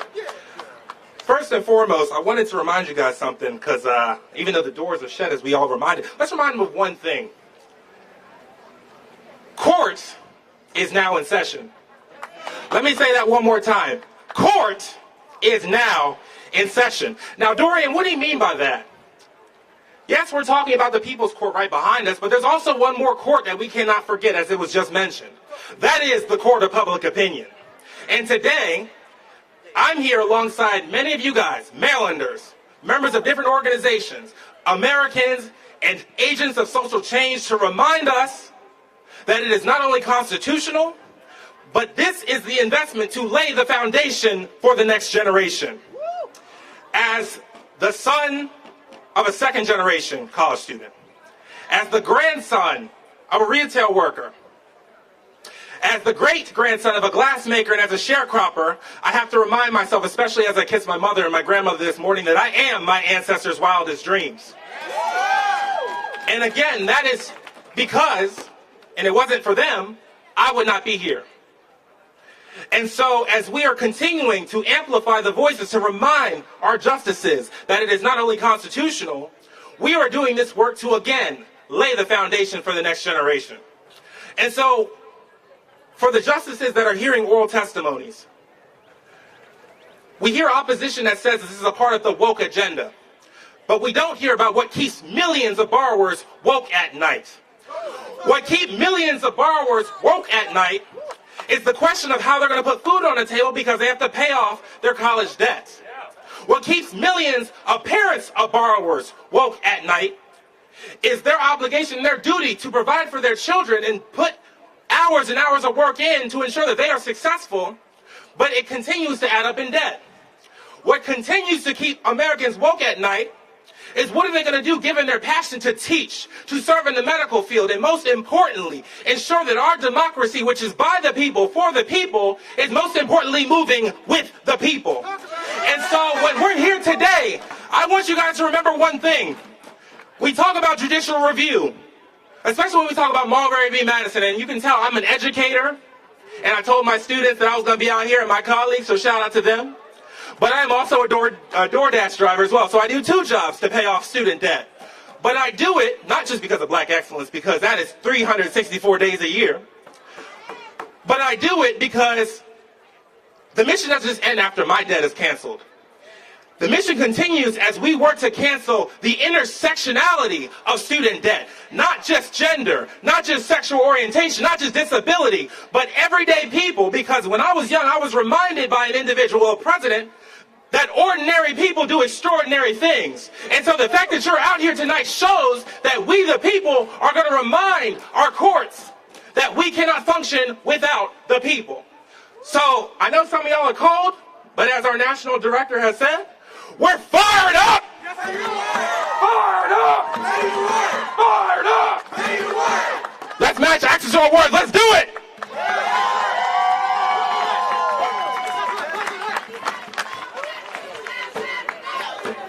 Yeah, that's great energy, Dorian. Thank you so much. Thank you so much. Give it up for Dorian! All right, one of the great things and a great privilege from today is I've been bumping into so many people that have been part of this movement for so many years. And one of our great allies in this space is Rakeem Brooks. Rakeem is the president of the Alliance for Justice, an organization dedicated to fighting for a fair judiciary that reflects our country's diversity. And he has been a longtime advocate in the movement for student debt cancellation. It's my honor. Welcome, Rakeem Brooks.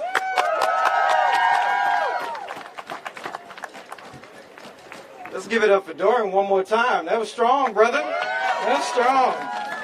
I was a little nervous getting up after you.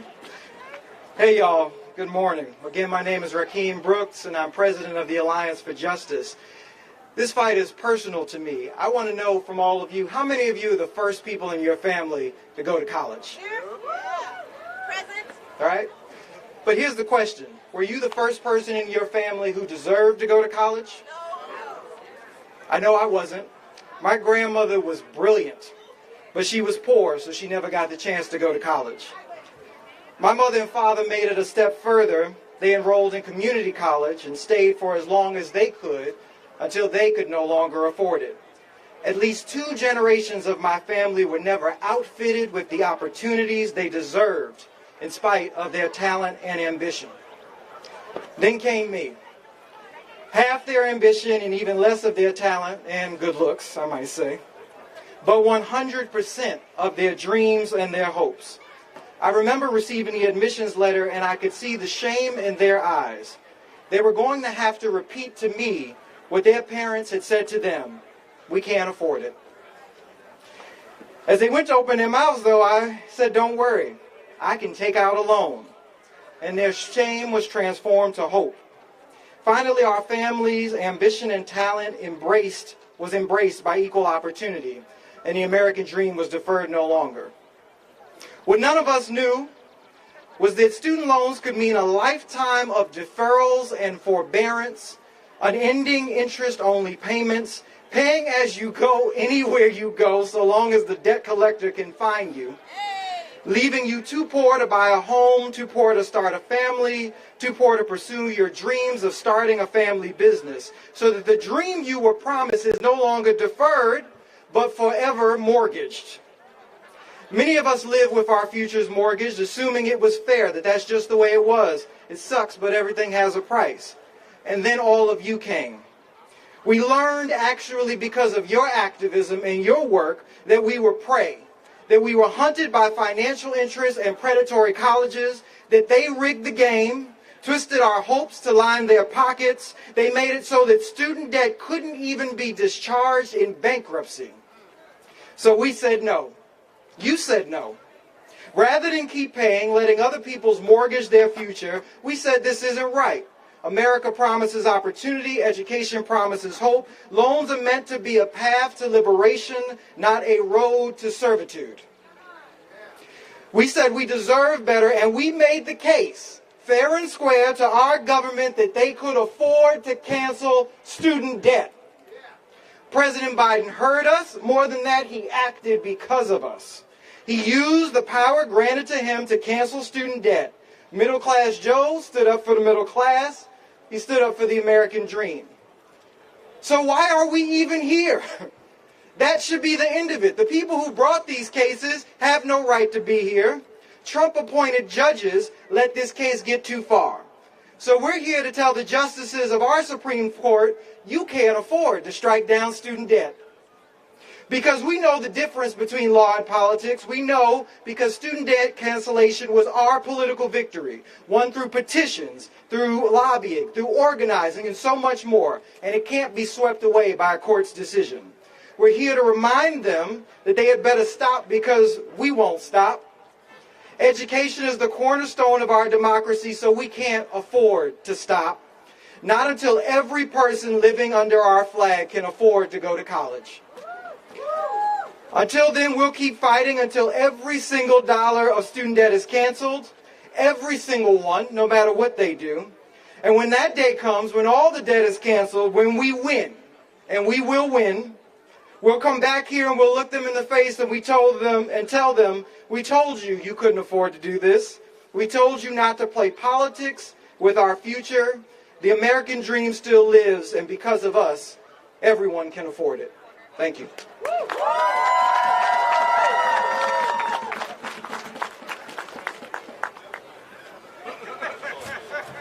All right, y'all, let's make some noise real quick one more time for Rakeem and all the great speakers. All right, I've got just a couple of really important announcements, so listen up real quick. If you came here on any of the buses other than the Georgia bus, please meet at the corner of Maryland and First right now. That corner right there, Maryland and First. We got to start organizing for folks to head back. Second important announcement. We're going to have food and snacks served in the corner over there at this table in just a few minutes. But before we serve it, you got to earn it. So let me hear one more time. Cancel student debt. Cancel student debt. Cancel student debt. Come on, how hungry are you? Cancel student debt. Cancel student debt. Cancel student debt. All right, thank you. Thank you. All right, so buses, any bus other than Georgia? Corner? Yeah, you're up next, right here. Corner, food, and also, we've got some more speakers coming up, so don't tune out yet. All right, so it's been a powerful couple of hours. We are really excited to up the positivity, make sure this event isn't just exciting, but it's also joyous, which is why I am excited to introduce our next two speakers. We have Dr. Shamel Bell, who is joined today by her 12-year-old son, Sejani, who will be leading us in a radical joy intervention. Dr. Bell is also the visionary elevator for the Debt Collective. I got it. So let's make some noise for Dr. Bell and Sejani. Hey, y'all. Okay, so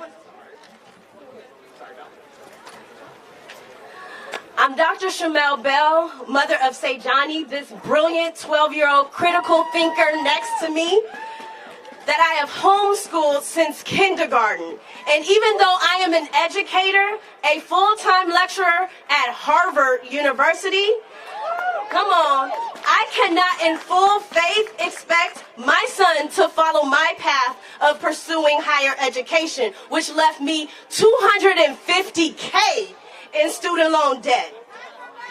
I was lied to.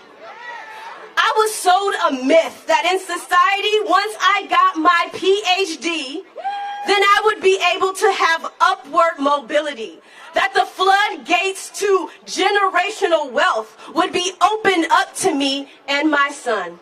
That was a lie. I'm not paying $250K back. I need reparations. I've forgiven myself. So y'all need to not forgive me, y'all need to cancel it, and cancel it for all. I am from South Central Los Angeles, where the roots of the student loan debt crisis began. The place where the very radical intellectuals I look up to became the origin of Governor Ronald Reagan's villain story. You know, once student activists and black and brown students enrolled in higher numbers. My uncle once told me that the cemetery is where most dreams are. Can y'all hear me? The cemetery is where most dreams are. And that's where the dreams go to die. I never forgot that. And now I am a collector of dreams. Using my favorite book, Freedom Dreams by Robin D.G. Kelley, as co-choreography, I advocate for you and my students to show up for yourself and your dreams. Those without debt, they get to dream more. They get to take risk and fail.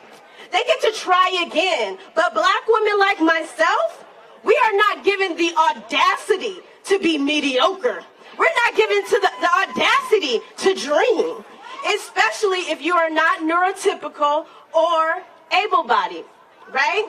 So today, student debt is nearly $2 trillion. It is a $2 trillion debt crushing 45 million people, highlighting guilt and shame as a tactic and method of control. Guilt and shame is used to control, right? So my son helped me co-write this, so he told a joke that he wants me to say, right? So while preparing this speech alongside me, my son made the joke, the right-wingers are saying, Biden, are you sure you want to cancel the student debt? I mean, if we do, we will have one less finger to control the people with. And I was like, man, that immediately brought to mind a chilling image of their fingers across our necks, choking our ability to live a stress-free life, with debt impeding our ability to dream. So say, Johnny, come here.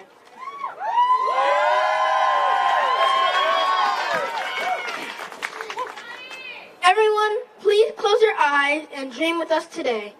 Close your eyes. Dream of a world where we are debt-free and there is free education for all. Breathe that in. Inhale. Breathe out all that does not embody that dream. Exhale. Thank you. All right. Okay, so now I need my folks who are going to dance with me. Okay? So art has always been an inseparable part of social movements. So today we dance, and tomorrow we will be at 11 a.m. in front of the White House, Lafayette Park, and we will be doing theater activism as a workshop. So meet us there, White House, 11 a.m. to 1 p.m. But right now, we're going to do some radical joy. I need some volunteers. Give me 3 volunteers. All right, got some volunteers? Okay, Wisdom from NAACP. All right, got some volunteers? Okay, so what we do in the Debt Collective, as I am the visionary escalator, I like elevator too, visionary escalator, we use art, we use dance to lift frequencies, lift vibrations, and so we're going to do that right now. What is your favorite social dance move? Show it to me. Yeah.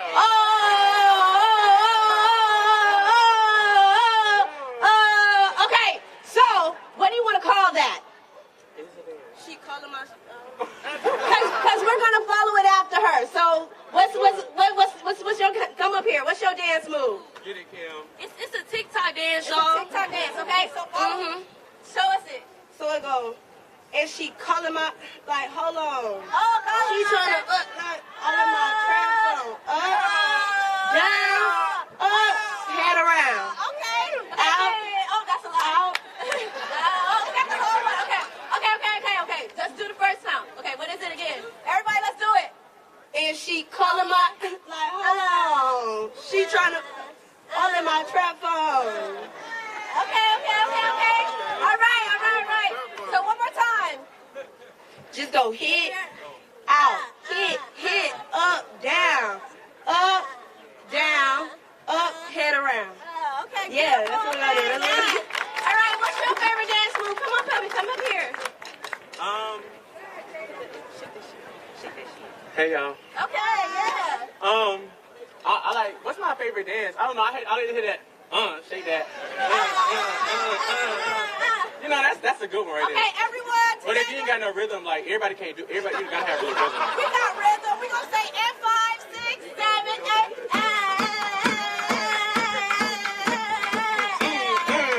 Okay. All right, I like it.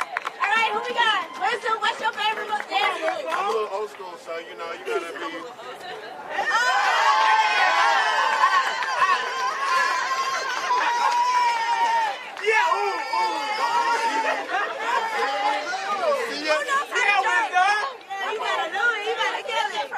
Real bad. 5, 6, 7, 8.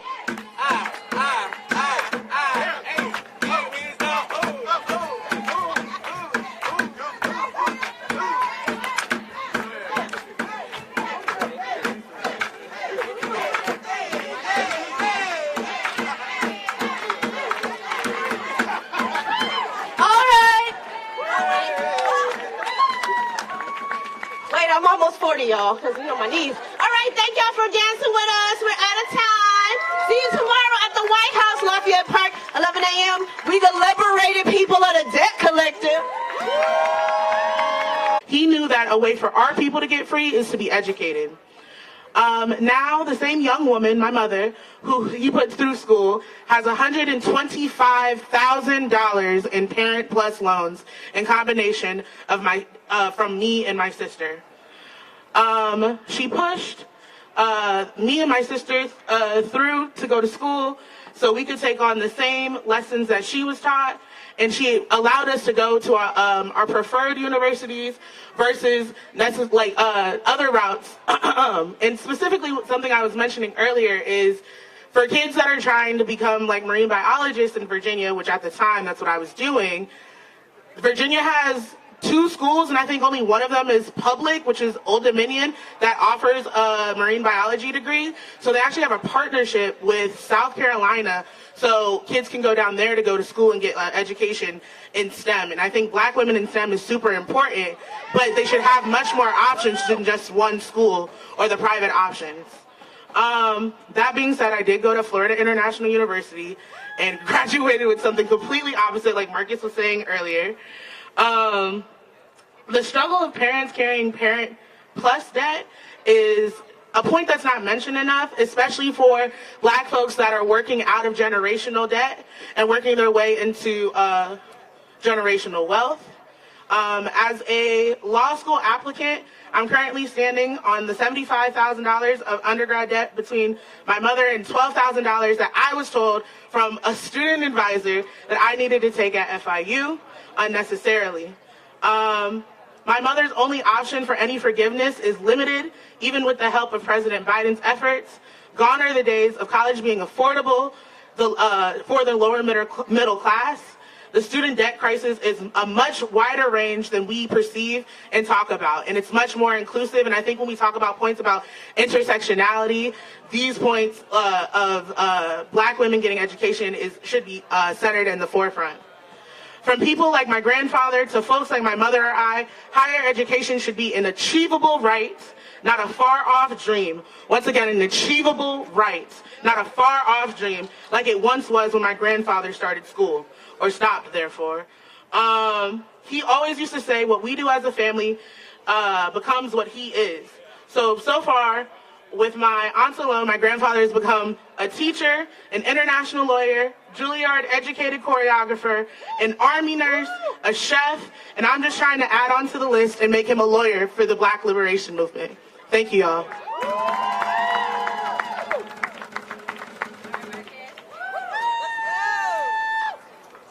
All right, one more big round of applause for Imani.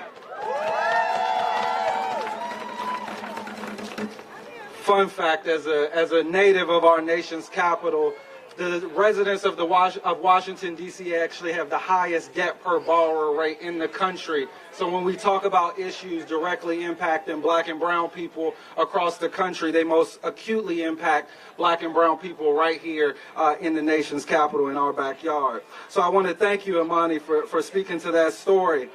Our next speaker is Portia White. She's the Vice President of Strategic Partnerships at Citizens United. Like so many of us today, she is a borrower whose student debt story has affected every aspect of her life, including her ability to invest in her future goals, like purchasing a home. This fight is personal, and why she fights to end dark money and protect the right to vote so that borrowers like us have a voice in the system and not just corporate interests, like those challenging our student debt relief who are stacking the debt against us. So let's hear it real loud for Portia.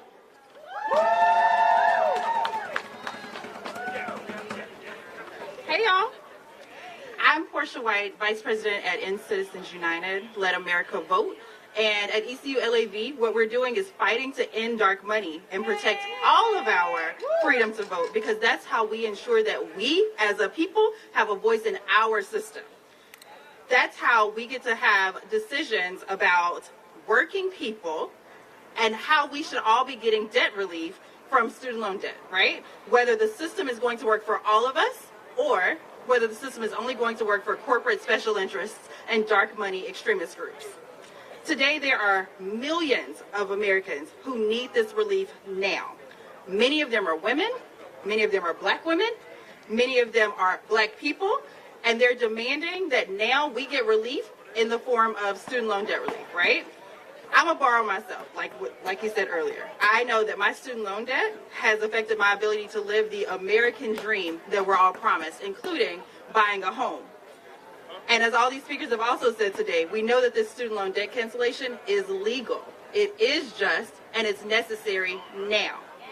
So if we all know this, what's holding it up, right? Let's take a look at the groups who have filed against this, right? Let's talk about the people who are protecting their own special interests, their own tax dollars, their own corporate handouts, and are not caring that people out here are struggling every single day while they are benefiting from these corporate handouts that they're getting. Let's talk about how we as a people are being shut out of a process that affects us, and a special few get to make this decision about our lives. So let's take our power back. Let's tell the Supreme Court justices that we will be heard. Let's tell these extremist Republicans that they cannot enact their MAGA agenda and keep shutting out the voices of the people. Thank you.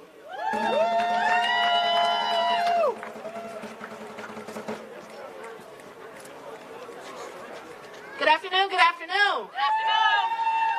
I started this thing and I'm ending this thing today. Thank you everyone who came out and showed up.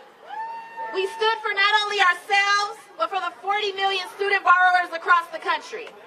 I would be remiss if I didn't thank our anchor partners who really helped pull this together. First and foremost, not that I'm biased, but Young Invincibles.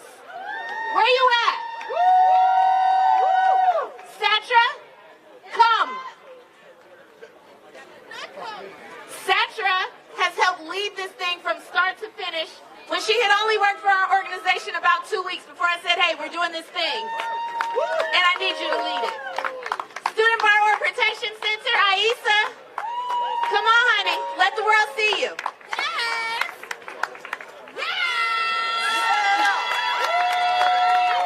The NAACP, Wisdom, are you around? Student Debt Crisis Center, Sabrina, Cody, is somebody here?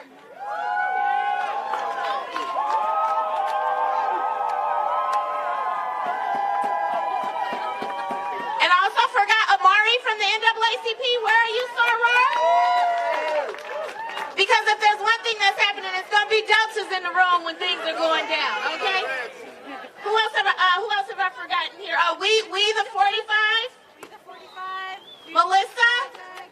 New Georgia Project? Max from Rise, where are you? The Debt Collective, someone? These are our anchor partners. There would have not been a today without the people you see here. So I want to thank you all. I want to thank Pizza to the Poles for providing lunch. I want to thank all of our partners for helping to provide breakfast. And I want you guys to know that what we did today, it matters. So I want you to leave here with your heads held high and know we were here today. Your voices were heard, and we will no longer allow higher education to create this student debt burden that follows us for the rest of our lives. Thank you very much.